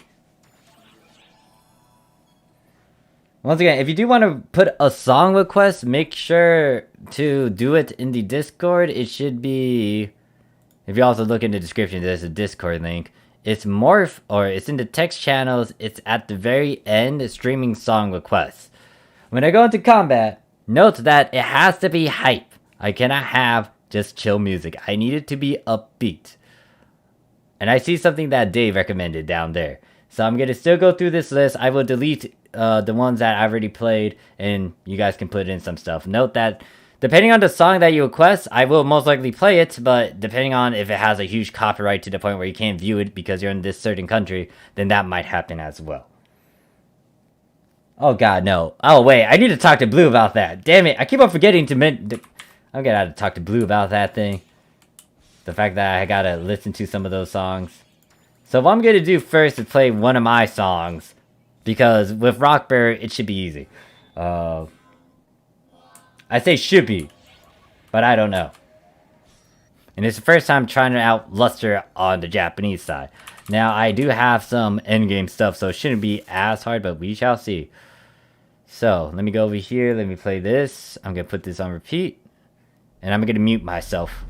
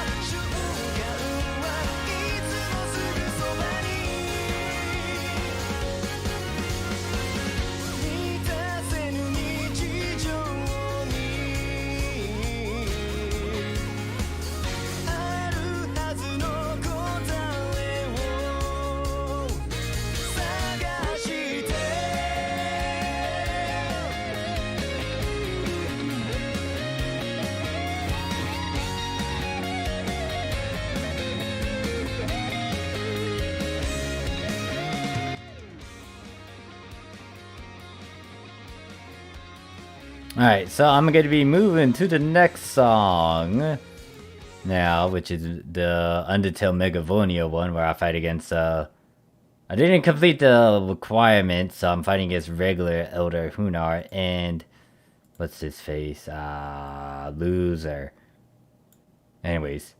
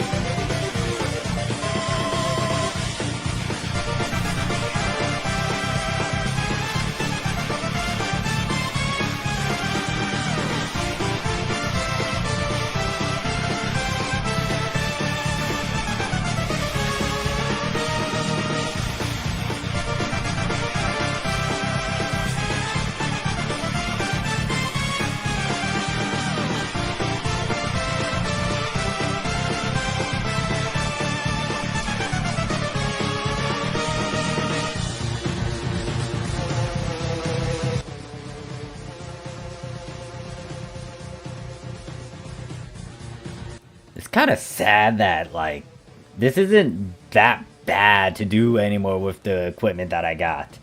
I would most likely purposely nerf myself next time, but in terms of farming, I kind of need to do it as quickly as possible, especially on solo. Now, what I'm gonna have to do is most likely beat these guys up, and I actually beat the requirements, so I gotta kill Aphrodina in double as quickly as possible. So I'm gonna swap the song because it's kind of like that. So I heard this song before in the what was it? My sister talks about Undertale every now and then. I heard that before, so that song's alright. I can dig it. Now the next one, this might, what is it? This might be an interesting one. I never heard this one before. Depends on how long this one is.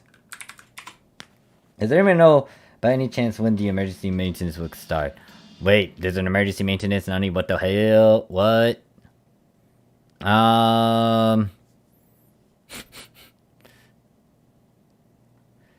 No clue when they're gonna do emergency maintenance. I kind of want to do augments and affixes too, but Japan kind of has an issue. No nerfs, only buffs. Please. Victor says Genshin trying to get Kent. Wait, what? No, that sounds like old news with what was going on. That was like yesterday, earlier-ish, in terms of what people were trying to do. Anyways, let's get back into this. How long is this? This is like 3 minutes. I might be able to finish this in 3 minutes, so we shall see. And let me also nerf this.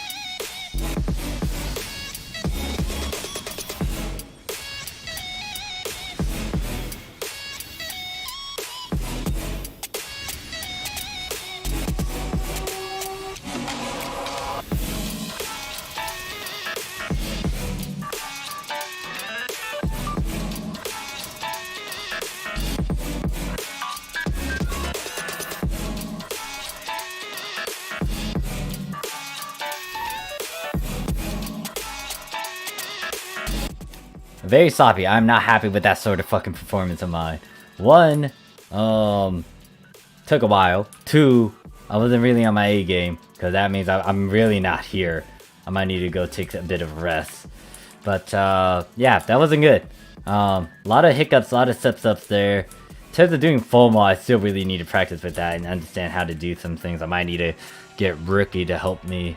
But in terms of bearing, I got it down. It's just that I don't know why my brain wasn't processing, wasn't clicking with the things I gotta evade. So that needs to work on. It's like shit.